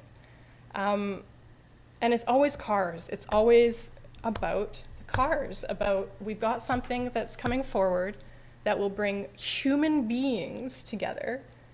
And once again, all of the arguments are about, but where will they put their second car, their boat, their motorhome? Where will the people who drive come from? Well, we just built like 300 new units of residences right downtown for the purpose of making people not have to drive. And then the next thing we hear is, well, they're all retirees. Well, then why are they driving? Why are they commuting? That's our issue, is commuting. And then when we say, well, no, they're not commuting, it's the residents are already there. It's this circular argument every time that always comes down to, there's no room for people, there's no room for you, because our cars are here. And I can't really express in words how that continues to feel. So I just want the letter writers to kind of back up a bit and think about, when you start using your emotional arguments about parking again, what it is you're actually saying to those of us who really wanted to invest in this town. And man, these people, I think he said once it was like a $900,000 loan he took out. That's investment in this town. Let's back up a bit on what really matters. Thank you. Thank you, Councillor Duncan. I'll turn to Councillor Wainwright. Thank you, Mayor. That's a bit of a hard act to follow. I guess the one thing I'd say overall, or just to everybody who might be listening out there, the one thing about these emotional arguments, and I agree there is something very emotional about a lot of the input that we've been hearing, including from my colleague on council, is that you have to actually take it at face value. People are not making this stuff up. This is how they really feel. And if you disagree with them, you can disagree with them, but this is in fact their opinion. And we know that parking has been this focus for significant controversy for a long time. And bottom line is that the development should never have been approved with the parking arrangements that happened. And I can say personally, I didn't vote in favor of it, and anyone else who was on council at the time and is still here didn't vote in favor of it either. And I think the residents were pretty clear what they thought about the parking arrangements, but unfortunately that's water under the bridge. And we have now this commercial space, zoned commercial in the downtown. It's approved, and it really makes no sense for us to be trying to make decisions to select businesses to go in there that use the minimum number of parking spaces. I mean, that is not how we do things. The door is open for any business that is consistent with the zoning of uses that are allowed. That's what we should be willing to approve in there. So this is a use that is allowed, and in fact they are consistent with the parking bylaw in that they're going to pay in lieu. That's what they're proposing to do, and the parking bylaw allows that. So that whole issue really, to me, has nothing to do with should this business be allowed to operate in a space that is zoned to allow that particular type of use. I mean, this is not a business that has a history of non-compliance with our bylaws and stuff like this. So, you know, we have the general issues around the LCRB referral process, and I guess I would say at the end of the day, that is a level of noise and activity that you would anticipate in our commercial downtown. If they, and I agree with Councillor Duncan, if after it commences operations, there are problems being observed, I'm sure we have the ability to deal with them. So I don't see any basis for opposing the recommendation to approve the license. Later, we get into a discussion about the payment in lieu variance request, and that motion's not on the floor yet. So I'm limiting myself to the stuff that is, but I don't see that the parking requirements for a successful business that the location is zoned to allow really has a bearing on whether a business of that nature should be allowed to occupy the space. I don't know. I'm prepared to support the recommendation for the license. Thank you. Thank you, Councillor. I turn to Councillor Rintoul and to Councillor O'Keefe. Thank you, Mayor. And like my colleagues, Councillor Wainwright, Councillor Duncan, I'm actually surprised that that this element of the discussion is coming up under the LCRB application. This is zoning permissive, and there's been a significant investment made, as Councillor Duncan noted, to advance this to the stage that it's at.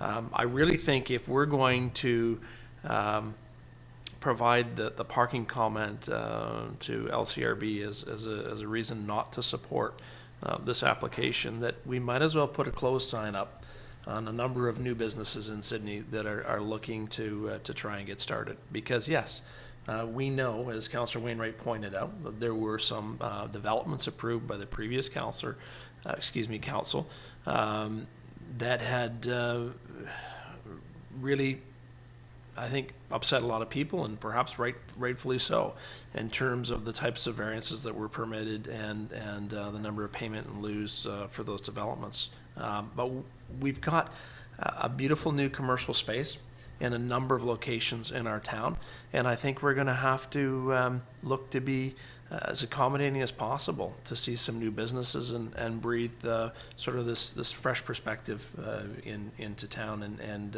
I'll continue to support the referral to LCRB. Thank you. Thank you, Councillor. I'll turn to Councillor O'Keefe, then to Councillor Fallett. Thank you. So just want to respond to some of the comments.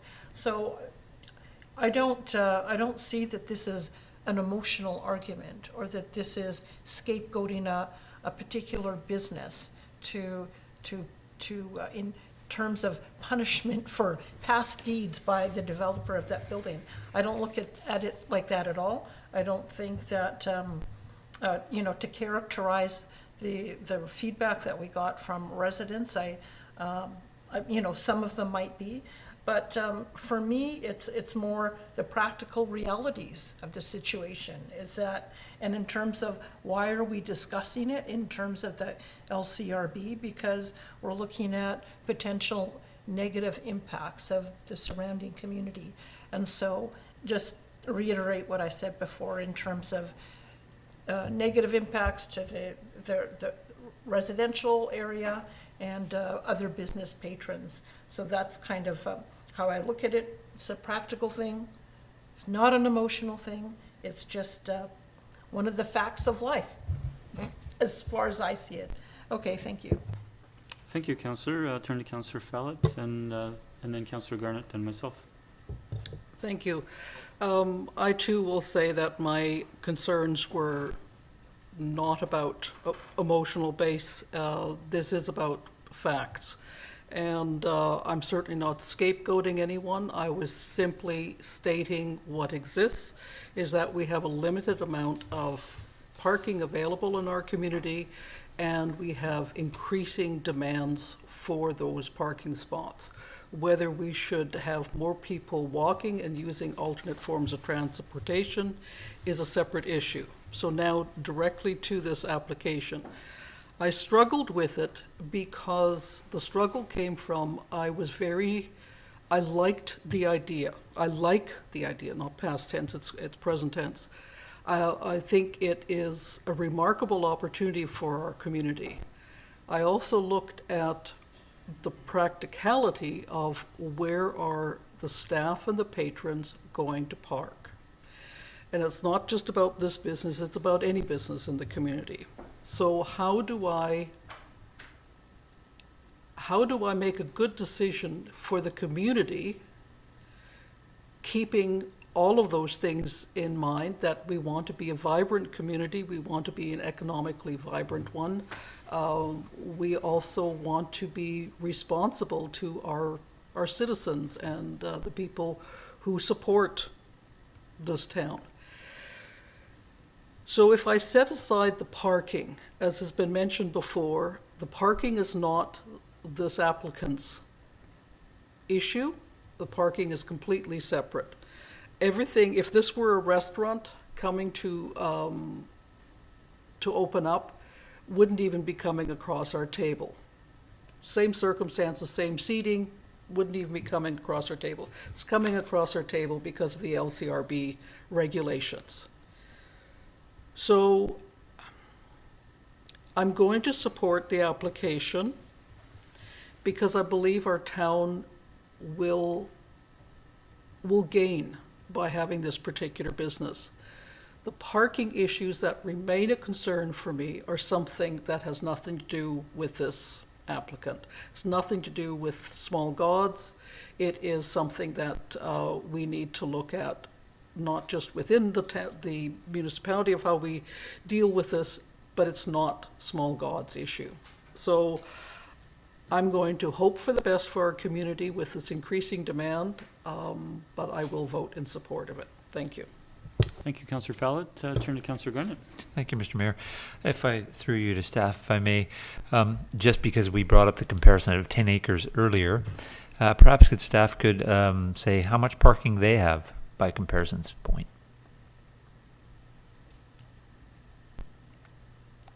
Thank you for the question, Councillor.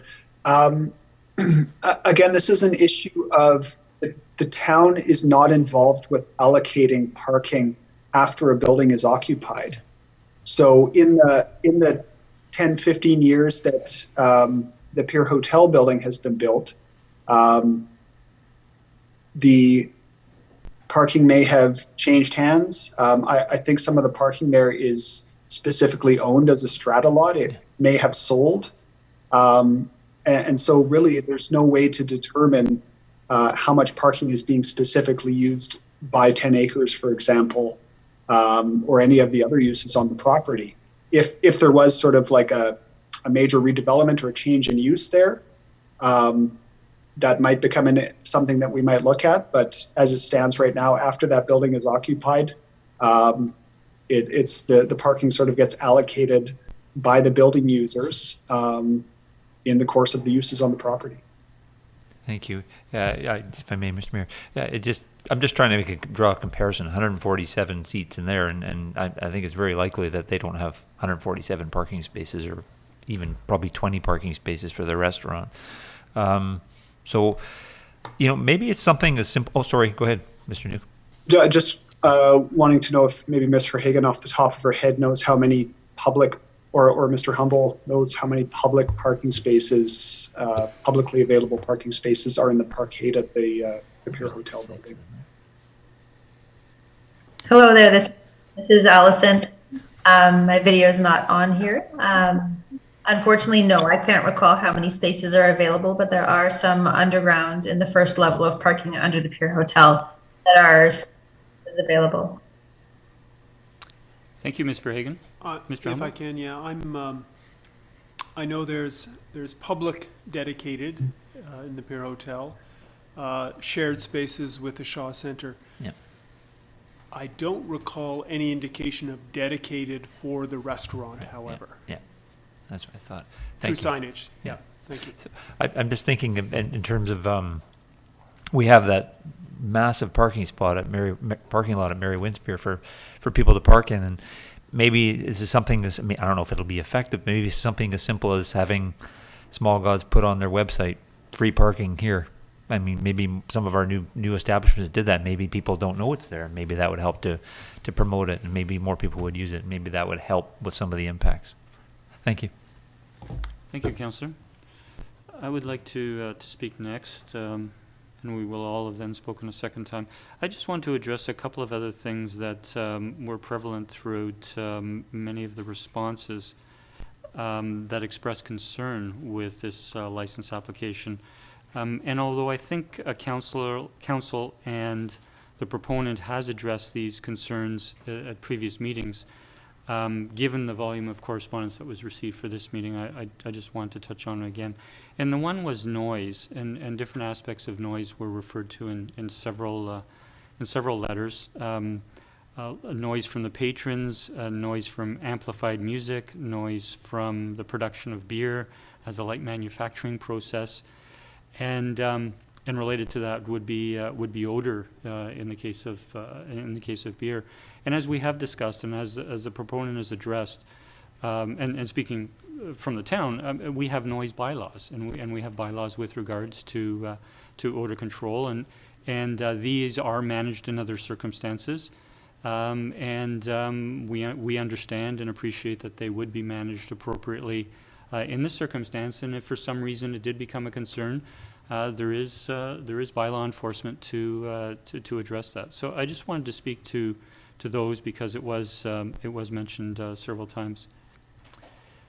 The second is several letter writers, or a number of letter writers, spoke to the appropriateness of a light industrial use in this commercial space in proximity to the residential space. And again, I referred to our zoning bylaws as council members have. And this particular light industrial use, if we can call it that, or the production of beer, is permitted within our bylaw. And the reason it's permitted is because there's the understanding is that whether it's noise or the other factors related to the production, is there will not be impacts on the residents in that particular building or in businesses and residents adjacent to the property. So I understand that it may be thought of as something different than what we've done before, and we don't have a brew pub in the downtown at the moment, but this is something that's been considered during the application, and it is within our permitted bylaw uses. Councillor O'Keefe. So, thank you to my colleagues for many of your comments. It made me think of things that I might have not considered. Thinking of the comment about, if this is the approach we take, we may as well put up a sign. It says Sydney is closed for business, and that's a good point.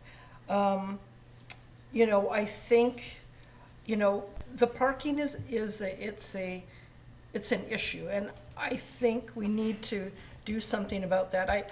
I recognize my colleagues' comments that say that, the parking for that building was not handled well, but it's water under the bridge, and there's nothing that we can do about that now. And if we were there then, maybe we would have made different arrangements. I think we also have to take a look at how we allocate parking for mixed-use buildings. And I know that's been something in our plans for a while. We haven't got to that, but I think we need to address that. I'm not happy that there's not going to be any parking, but I acknowledge my colleagues and the good comments about moving forward with this. So I'm willing to support the proposal, but I'd like to see us have a sort of a renewed commitment to be thinking about how we can remedy some of these things. Councillor Garnett mentioned something. I think we need to look at other ways that we can remedy the parking and how it's impacting downtown businesses and surrounding residents. There was some suggestions made to me on how we might do that. That's a conversation for another day. So I'll leave it at that. Thanks. Thank you, Councillor O'Keefe. Seeing no further discussion, we have the motions on the floor, and I'll call the question. All in favor? The motion, none opposed. The motion carries. Thank you. Councillor Wainwright? Sure. I'll move that development variance application number DV 100308 to reduce the payment in lieu for parking spaces to $10,000 per space for 4 spaces be approved. Second. Discussion, Councillor Wainwright?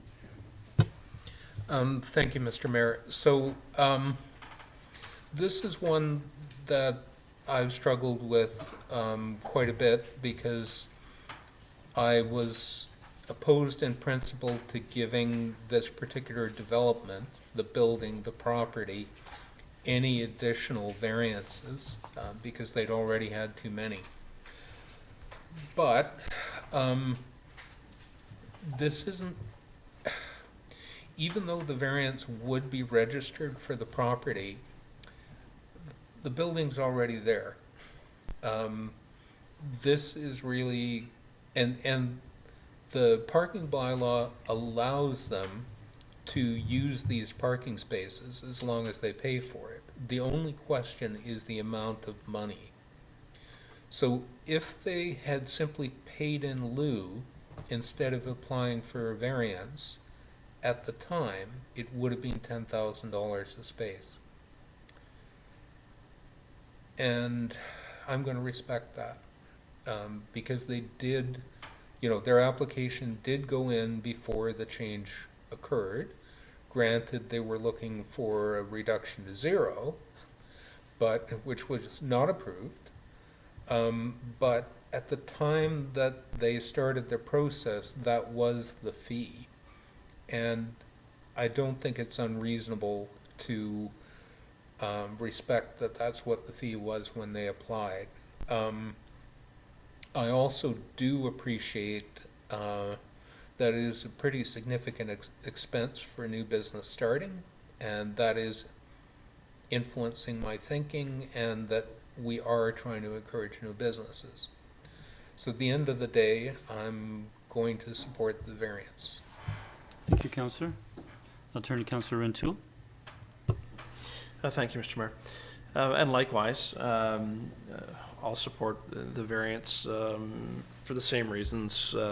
Pay in lieu is permissible, and the issue here we're addressing is the amount of the payment in terms of this particular variance request.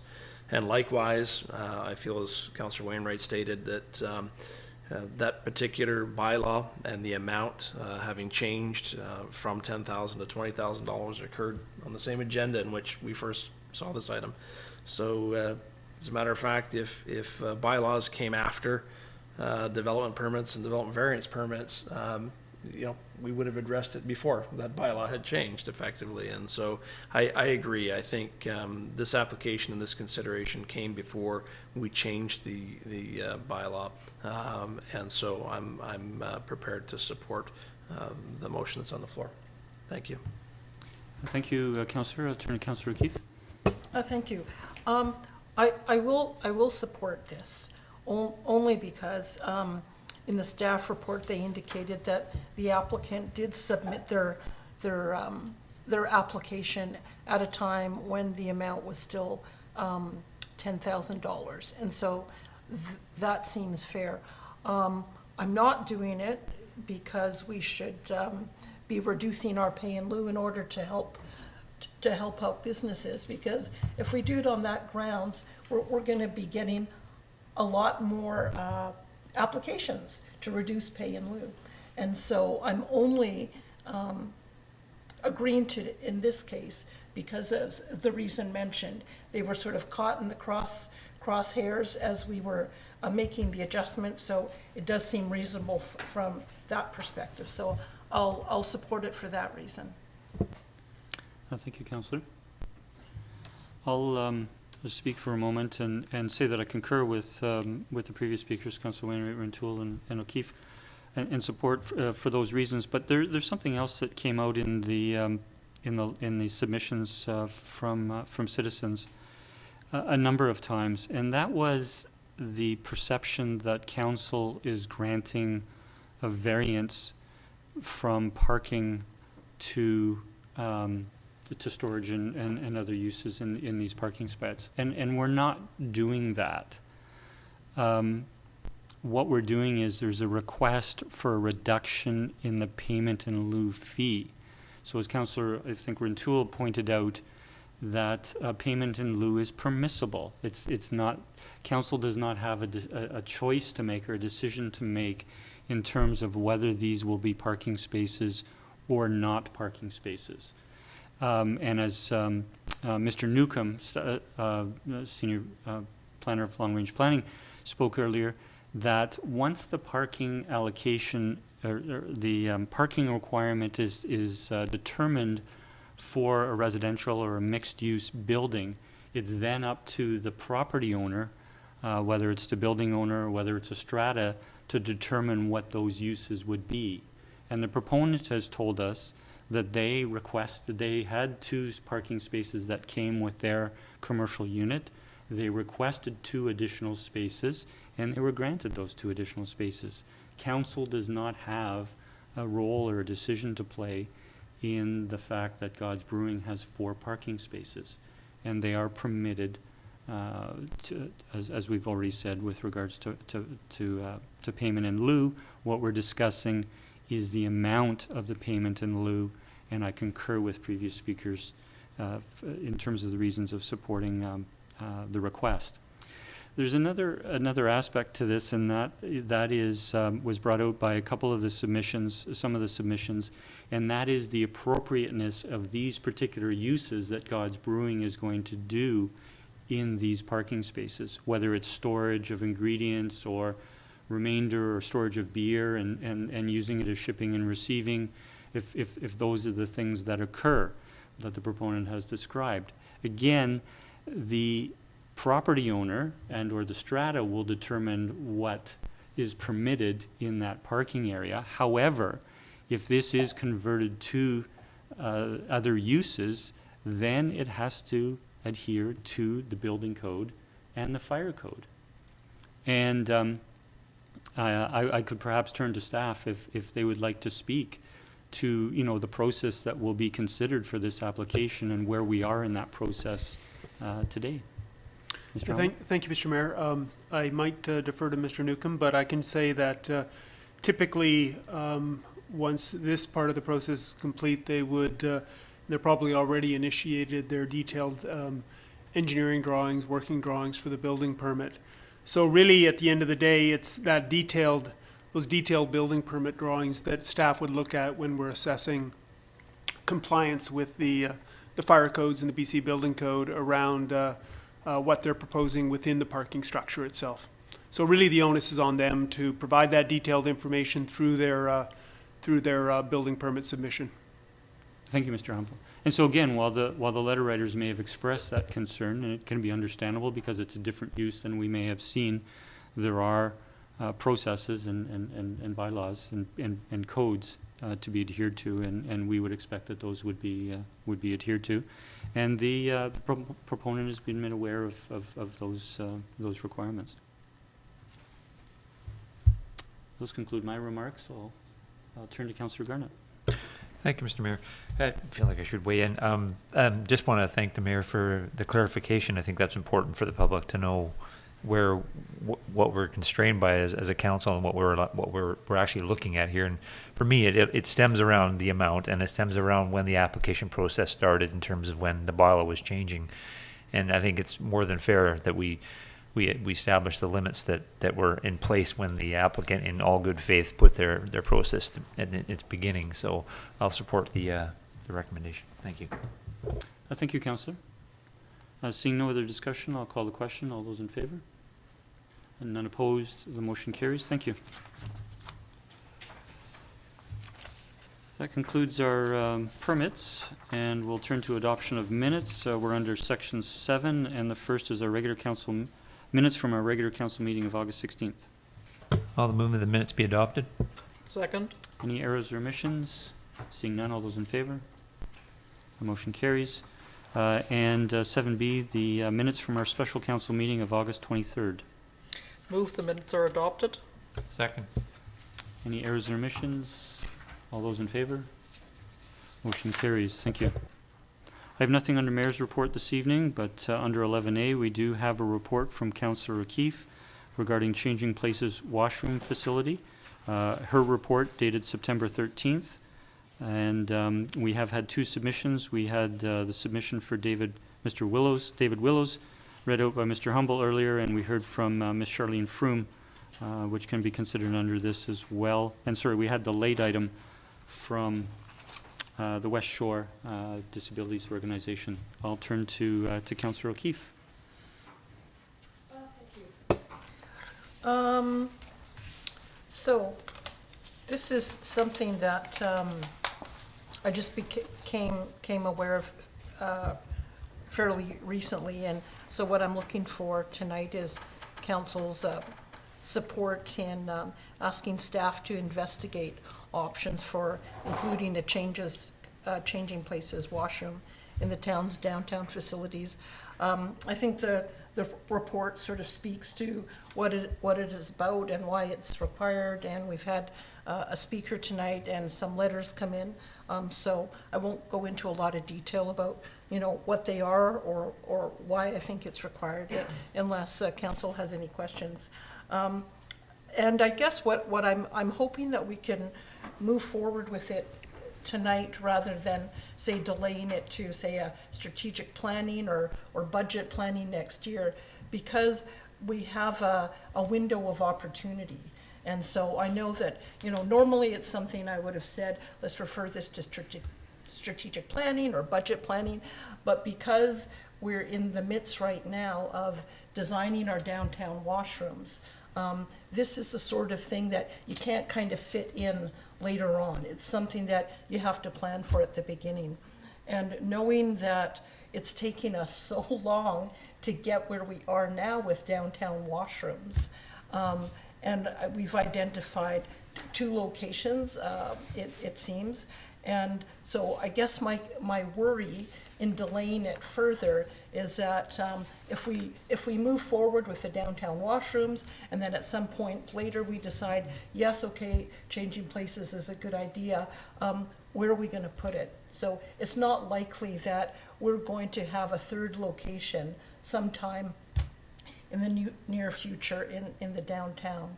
And so that's why I'm hoping that council will have some appreciation for that, and why I was hoping we would get some support tonight in order to allow staff to move forward with some initial investigations in terms of cost and that sort of thing.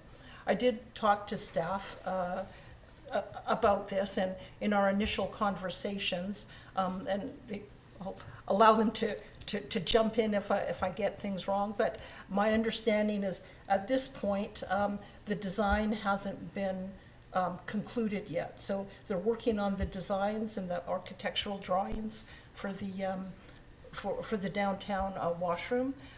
So we have some opportunity there to fit this into the design.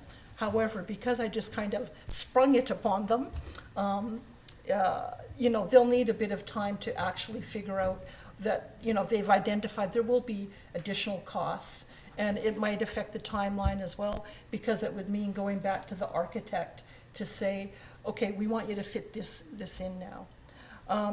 In terms of costs, I don't know exactly. However, just for the equipment end of it, my understanding is roughly, I believe, in the $25,000 range, based on what I've seen at the airport and other ones that have been done. But there would be additional costs, you know, as staff have indicated, maybe extra design costs and that sort of thing. In my research, I did talk to the Victoria Airport Authority because they put one of these in, which was recognized by they got an award from the Rick Hansen Foundation for that.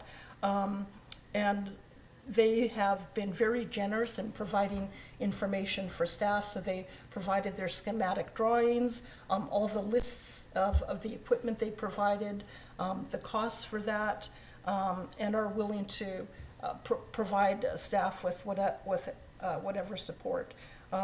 In the comments that they provided, I asked them, you know, any lessons learned as you went through this process. There was a number, but a couple that sort of jumped out for me was one lesson learned is that we should have done this a long time ago.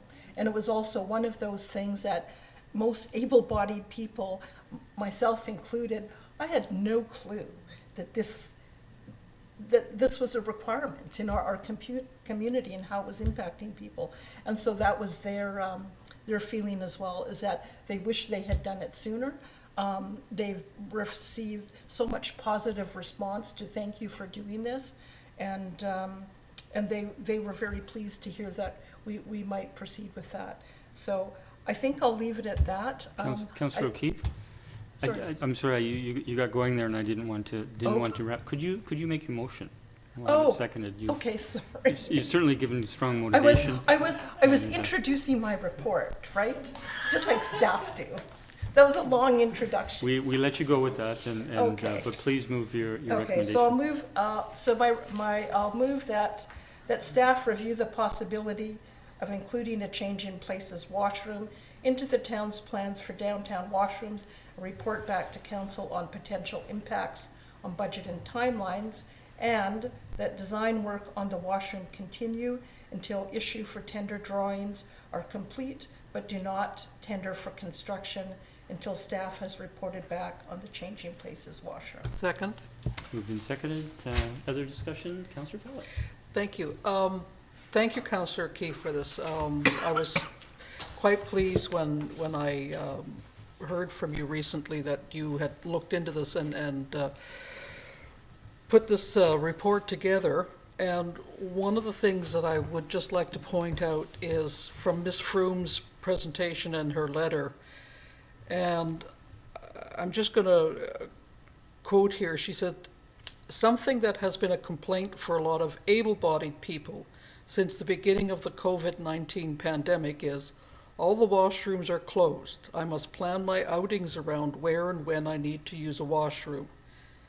This is a normal way of life for people living with disabilities, their friends and family. Being able to go out for a full day of adventure is impossible for some because they need to be able to get home just to take care of the basic needs of toileting." When I read that, it just struck for me. We are inconvenienced because we didn't have a bathroom open, a public bathroom open during COVID, and that's just a short period of time. For people who need a place like Changing Places, they don't have a bathroom, a public bathroom to use, period. So I would really encourage council to support this.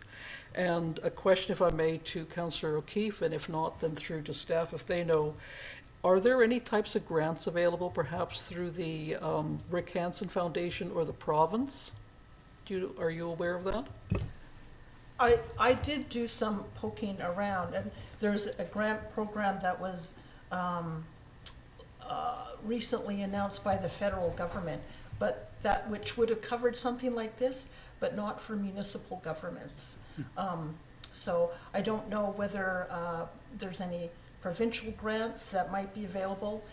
This is something that the provincial government is starting to pay a lot more attention to, but I'm not aware of any provincial grants that might be available. So, thank you. Good question. Thank you, Councillor Fallett. Councillor Garnett. Oh, sorry, Mr. Humble. I'm sorry. Thank you, Mr. Mayor. First of all, Councillor O'Keefe did a great job summarizing the proposal and some of staff's input as well that was provided. I guess from a staff perspective, and Ms. Clary and I have had discussions regarding this, and staff are very supportive of this concept. We think it's a wonderful idea for the community. The one thing that we are grappling with a little bit, and I'm sure that Ms. Clary will be able to provide more detail in the report to council, is from a staff perspective, what is indeed the best location for this type of accessible washroom facility. There is a bit of a niggling concern around, and we witnessed it in Iroquois Park in our washroom facility there in the accessible washroom, where we did have some, and it's unfortunate and it's sad that we sometimes see this significant types of vandalism in washrooms. We are looking at some very expensive equipment that would go into this type of facility. It's a standalone washroom facility. Where unfortunately, while the public walkway component is busy, you don't have a lot of surrounding eyes on it all the time. So it's just an awareness thing that in looking at this type of facility, it's a question mark. Is it better located within a proposed new building, as an example, versus a standalone washroom facility? So it's when we're looking at cost implications, it is important to factor in maintenance and potential replacement costs over time as well, with respect to some of the fixture elements that would be required for this kind of facility. Thank you, Mr. Humble. Councillor Garnett. Thank you, Mr. Mayor.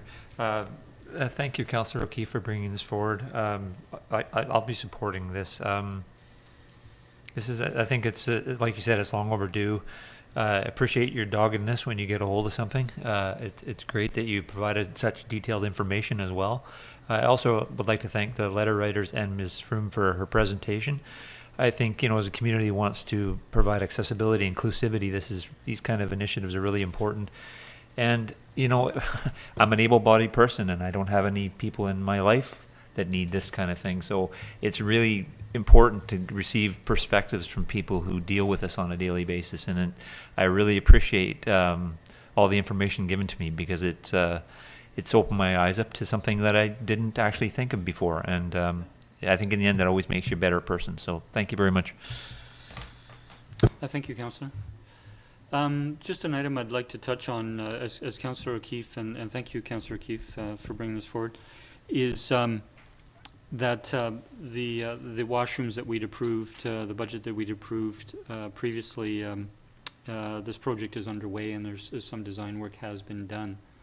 And in that design work, the particular spaces in the men's, the ladies, and the universal was kind of laid out. And what staff will now have to do is to take a look at options for changing that space. And one of the considerations is whether the existing footprint that is within the current designs being worked on is used and unaltered, or whether the footprint becomes a little larger to incorporate this additional use. Not an additional room, but to alter the universal space.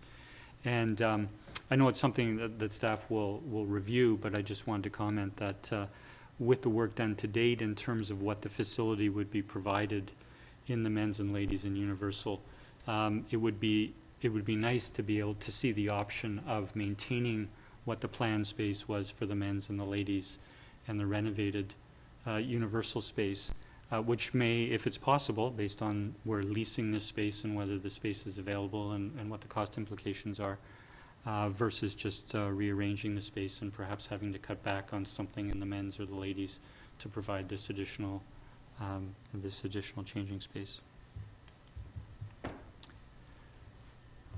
Any further discussion? Seeing none, I'll call a question. All in favor? None opposed. The motion carries. Thank you again, Councillor O'Keefe. And we'll turn to Councillor Garnett for a verbal update on his council liaison to the Sydney Museum and Archives. Thank you, Mr. Mayor. And just a caveat, there also is the Shaw Centre for the Salish Sea. Just very briefly for the Shaw Centre, first 3 months, June, July, and August, they were at 84% of the 2019 attendance volumes and 240% of 2020. And that's important to note because they were only open 5 days a week. In 2019, they were open 7 days a week. So that's a very positive thing. And particularly in August, they were at 112% of net sales and 98% of visitor volume. And again, only open 5 days a week. So it's all hard to say like how much even better it went. So this is very encouraging news. I also wanted to mention that I had the good fortune to go through the exhibit To Fish as Formerly. And this, I think, is a good opportunity for education and reflection. And I would encourage everybody who has not gone yet in our community and of all ages to attend it. It's well worth the while, and I think it's really important. Now I'll move on to the museum. And the museum, they reopened September 1st. I took a trip through there last week because I wanted to see what it looked like with all the new flooring and new designs. It's quite, surprisingly, it's quite a lot brighter. It's more inviting. The space flows better, and they were wanting to make it more accessible, and they did. There's a lot greater ease of movement in there, especially on the bottom portion. They've done a great job. The only places that hadn't been completed yet were their office, and there was one storage room downstairs, I think, that hadn't been completed yet. But it's looking fantastic. On the financial side, I think this is really important to focus on. Their grant funding is up 58% compared to last year. And, you know, as we've mentioned before, we'd like our local organizations to find grants to help offset the funding from the municipality. And both them and the Shaw Centre are doing an excellent job in that regard. And the last thing I'll touch on is the exhibits that are going to be coming forth in the next year. So currently the Articulation Textile Group is going on, and their Connected Heritage exhibit. The Icelandic Club of BC has come on board and will augment the exhibit. In January, the Lego exhibit returns, and it is run at usual time slot till the end of March of 2022. So these are all proposed uses or potential exhibits coming through in next year. So April till the first week of July 2022, they are hoping to bring in a BC traveling exhibit called the Suitcase Project, and it's from the Nakai National Museum in Burnaby, BC. The Suitcase Project is a multimedia exhibition asking Yonsei and Gosei 4th and 5th generation Japanese, Canadians, and Americans what they would pack if uprooted from their homes in a moment's notice. While these descendants of the internment and incarceration may never have to endure the same forced uprooting as their ancestors, Kayla Isumura's work examines how they and those descended from families who experienced other forms of discrimination remain affected by this history today. More than 80 subjects ranging in age and background shared their stories from cities in British Columbia and Washington State through a series of photographs, short films, and interviews. So I'm looking forward to that one. July to September 2022, 100 Years of the Little Black Dress. This is from the Costume Museum of Canada from Winnipeg, Manitoba. And there's a range of dresses and fashions from the 20th century reflecting social change to historic events in Canada. And the last one, this one's probably going to be very popular in our community, October to December of 2022, hops. So they're going to do an internally produced exhibit on the history of hop growing and beer brewing on the peninsula, partnered with local breweries. So you might want to mark that one down on your calendar. And that's all from me, Mr. Mayor. Thank you. Thank you for both updates, Councillor. We'll turn to committee reports, and I'll turn to Councillor Wainwright, our liaison to the Economic Advisory Committee in their meeting of July 8th. I'll move that the minutes be received. Second. Any discussion? Call the question, all in favor? Motion carries, none opposed. Thank you. And I'll turn to Councillor O'Toole regarding the meeting of the Advisory Planning Commission on September 7th. Thank you, Mayor. I'll move the minutes be received. Second. Any discussion, Councillor O'Toole? Thank you, Mr. Mayor. I'll just draw attention to the record of decision in particular, and as it relates to the recommendations coming from APC. Two in particular, that being the type of discussion that took place around the flood construction level as it relates to the parking level on the first level of the building, which council also had entertained. I would suggest that Mr. Gillespie, who attended the meeting along with some of his contributors to the project, did a very comprehensive job of addressing the mitigating effects that the developer is taking in terms of moving, life support systems, electrical, fire, etc., up above the FCL. And I think the Advisory Planning Commission had a very engaged discussion with Mr. Gillespie with respect to FCL. The other item, I think, which gave pause for thought for some was the visual harmony aspect of the project, and the feeling that there should have been more of a step back, or there should be a step back of the upper floors in compliance with design guidelines, and that they felt that visually it may appear as if there's some of that step back taking place, but in reality it's not. And those were some of the key concerns that were raised in the discussion at APC. Thank you, Mr. Mayor. Well, thank you, Councillor. And there are we have to vote on that. We do have the motion is there. We need to vote on it. Yep. I'll call the question. All in favor? Motion carries. Please continue. Thank you. The Advisory Planning Commission recommends, and I so move, that development permit application number DP 100820 9566, 9570, and 9574 5th Street for the form and character of a 4-store multifamily residential development be approved, subject to the following conditions. 1, that the applicant submit revised plans showing ground level decks in conformance to zoning bylaw requirements pertaining to projections into the required setback areas, and showing Class 2 bicycle parking stalls in conformance with off-street parking and loading bylaw requirements for the sitting. 2, that prior to issuance of building permit, the property owner, A, pay to the town a deposit in the amount of 115% of the estimated cost to complete the hard and soft landscaping for the development. B, register a flood hazard covenant on the title of the property referencing the submitted engineer's report. And C, register a restrictive covenant on the title of the property prohibiting the future strata council from passing any bylaws that may restrict occupancy of the building on the basis of age. Second. Did you wish to speak, Councillor? Thank you. Any discussion? Councillor Garnett. Thank you, Mr. Mayor. Just a comment. Mr. Gillespie had mentioned the need for this kind of housing in the community, and yes, there is to some extent, but I think it's important also to relate to that housing needs assessment that market rentals, and particularly below market rentals, are critically important in our community, and I just wanted to put that out as a comment. Thank you. Thank you, Councillor. Any further comment? I just want to comment, and it's a bit of an extension on the comment I made when it first came to council and we referred it to APC. And I just want to say that I concur with the one of the comments in the record of decision that the Councillor Rintoul spoke to, and that is that I don't feel the building is contextually appropriate in its design for the adjacent neighborhood.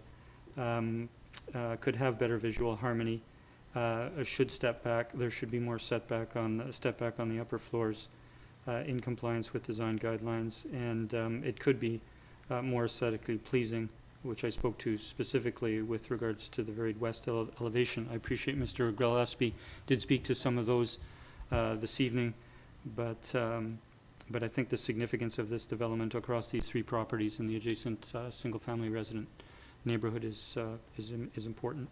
I am pleased with several other elements that I think Council spoke to when it first came before us in terms of, I was pleased to hear about the decision on the parking, which Council expressed some concern in terms of the parking associated with the units. As well as contributions to the public right away that's adjacent, that will help in that neighborhood as well. Seeing no further discussion, I'll call the question. All in favor? None opposed. Motion carries. Thank you. And I'll turn back to Councillor Wainwright, who is chair of our committee of the whole meeting at our September 7th meeting. Okay, I'll move that the minutes be received. Second. Any discussion, Councillor Rintoul? Thank you, Mr. Mayor. I just want, if I could have my memory refreshed with respect to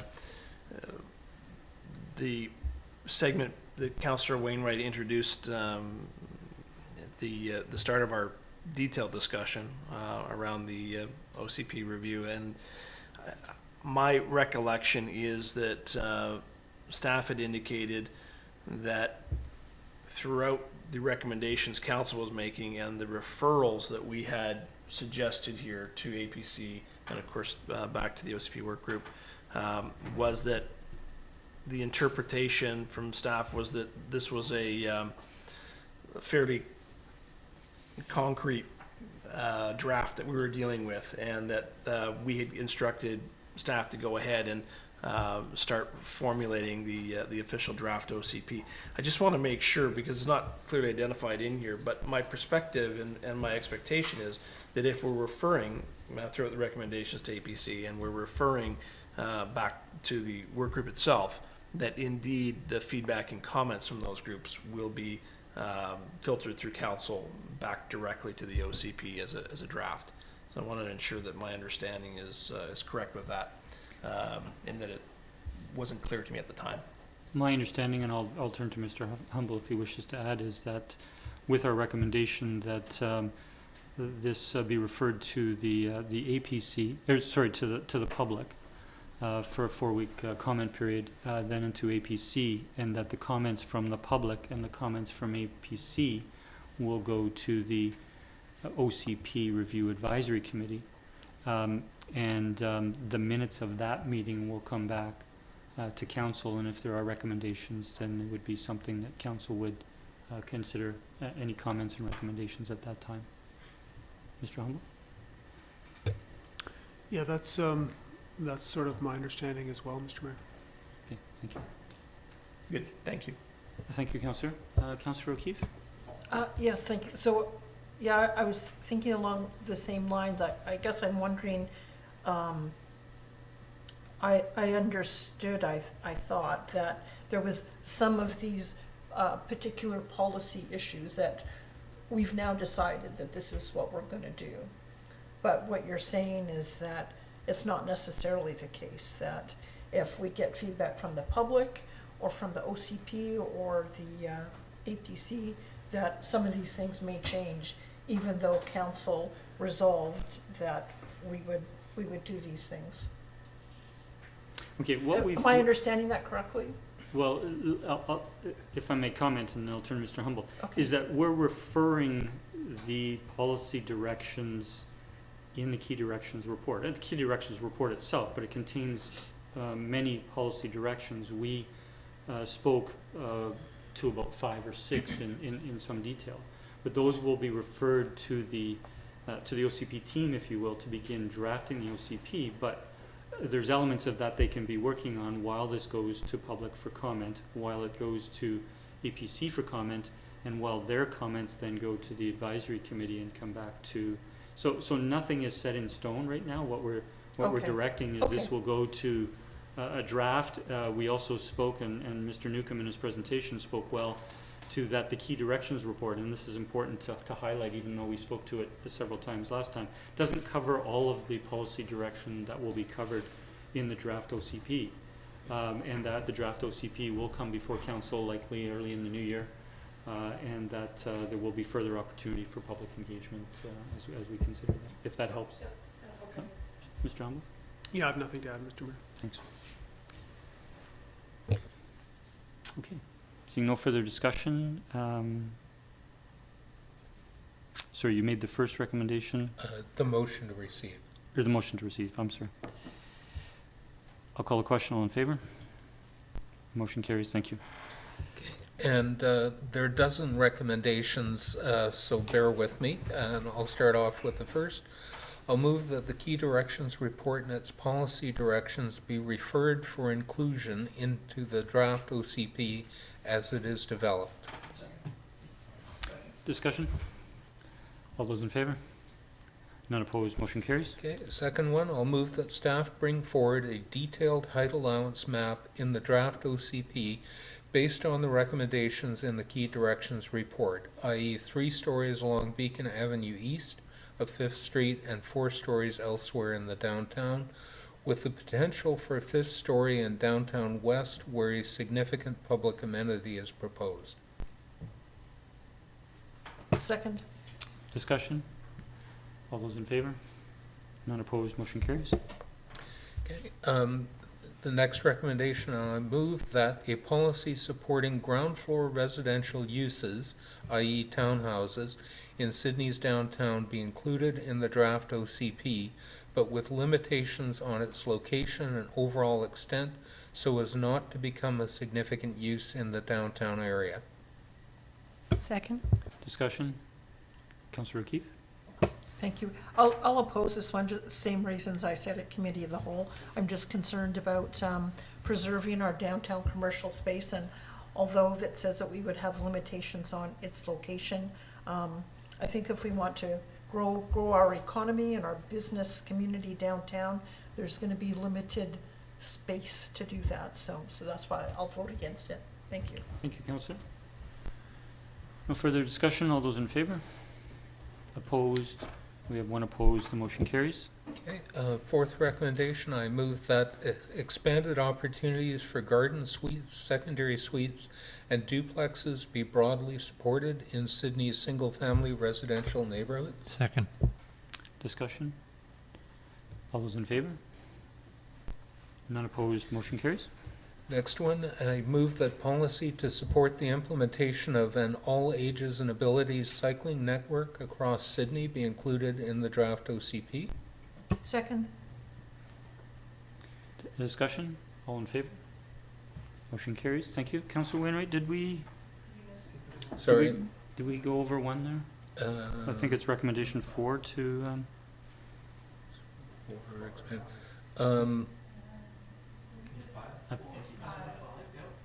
Yep, 5. Yeah, we did 4.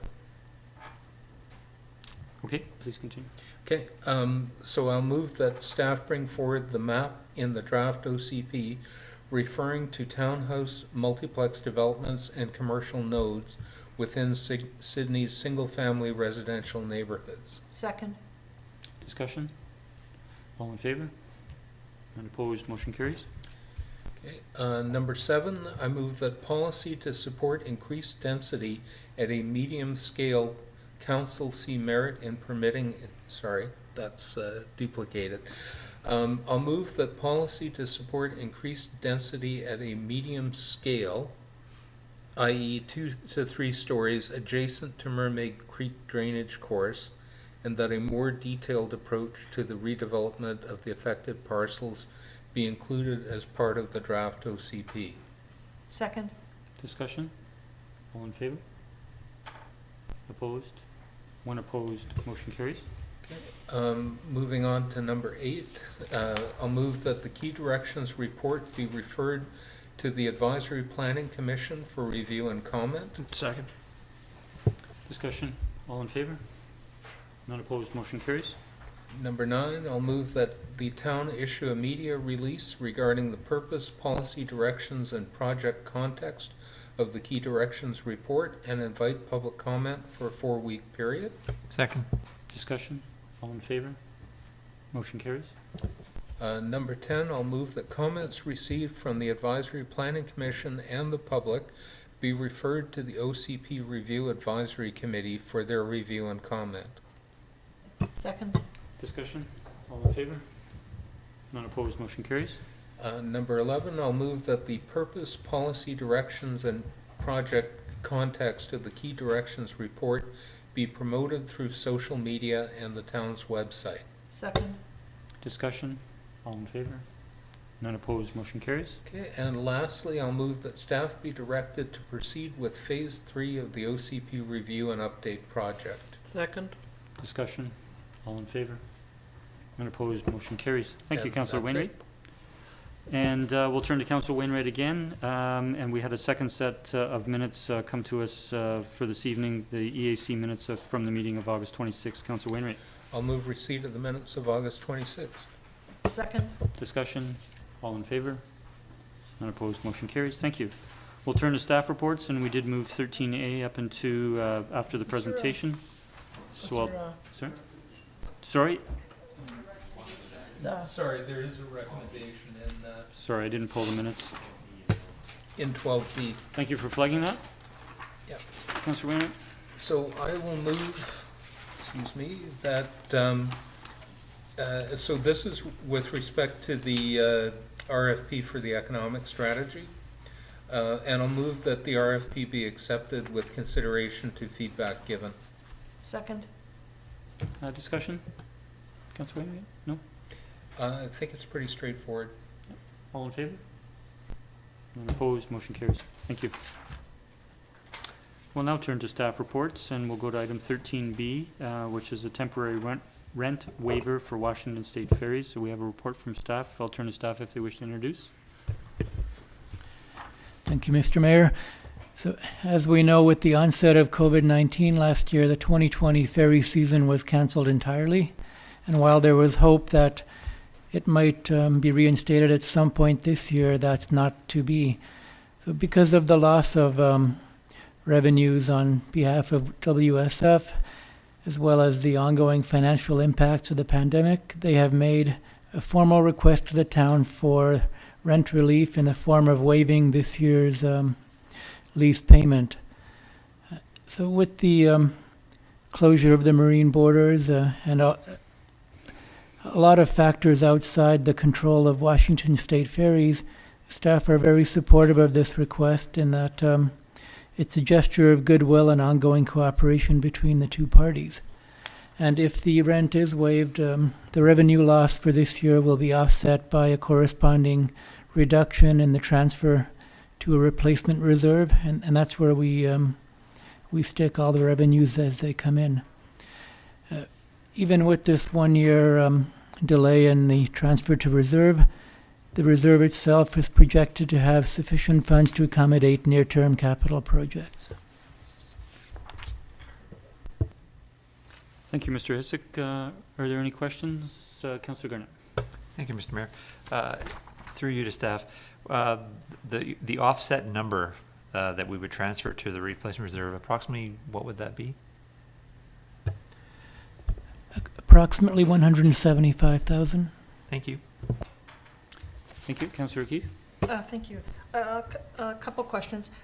First one, I'm sympathetic to Washington State Ferries, but I'm also conscious of Town of Sydney and our taxpayers were adversely impacted by the pandemic as well. So I'm wondering whether they might consider rather than putting the burden of the full amount of the rent on Sydney taxpayers, whether we might do a 50-50 split, if that's something that we might be able to consider. Sorry, Councillor, I'm not sure I understand what you mean by the town picking up this year's rent. We're proposing that the entire rent be waived for the year, and to offset that loss of revenue, we would not make the annual reserve transfer in the same amount. Okay, I guess the way I was understanding it is that normally we would have got an amount from them. We're not going to get the full amount, but what you're saying is the amount that we would have got would have gone into the reserve anyways. So we're not really out, and we're not really dipping into taxpayers' pockets then. That's correct. Okay, all right. Okay, that's fine. Councillor Wainwright? I'll pass. Okay, thank you. Go ahead, Councillor. I'll move that we waive the rent for 2021. Second. Further discussion? Seeing none, all in favor? None opposed, motion carries. Thank you, and we have a third report on the fire dispatch agreement with the City of Surrey. I'll turn to staff for an introduction. Good evening, Chief Mickelson. Good evening, Mayor and Council. Good evening, Mayor and Council. This staff report requests Council's approval of amending agreement number 1 to the Town of Sydney Fire Dispatch Agreement with the City of Surrey. This would permit, upon mutual agreement, 1 5-year extension to our existing agreement. Thank you. Are there any questions? We have a recommendation. All of the recommendation that amendment agreement number 1 to the fire dispatch contract with the City of Surrey for the addition of a renewal clause be approved. Second? Moved and seconded. Any discussion? All in favor? None opposed. Motion carries. Thank you. We have no correspondence this evening. We do have several items under correspondence for information. Move receipt. Second. All in favor? None opposed. Motion carries. We have no notices of motion or motion to go on camera this evening. I'll look for a motion to adjourn. So move. All in favor? Motion carries. Thank you, council. Thank you, staff. Thank you to members of the public for attending.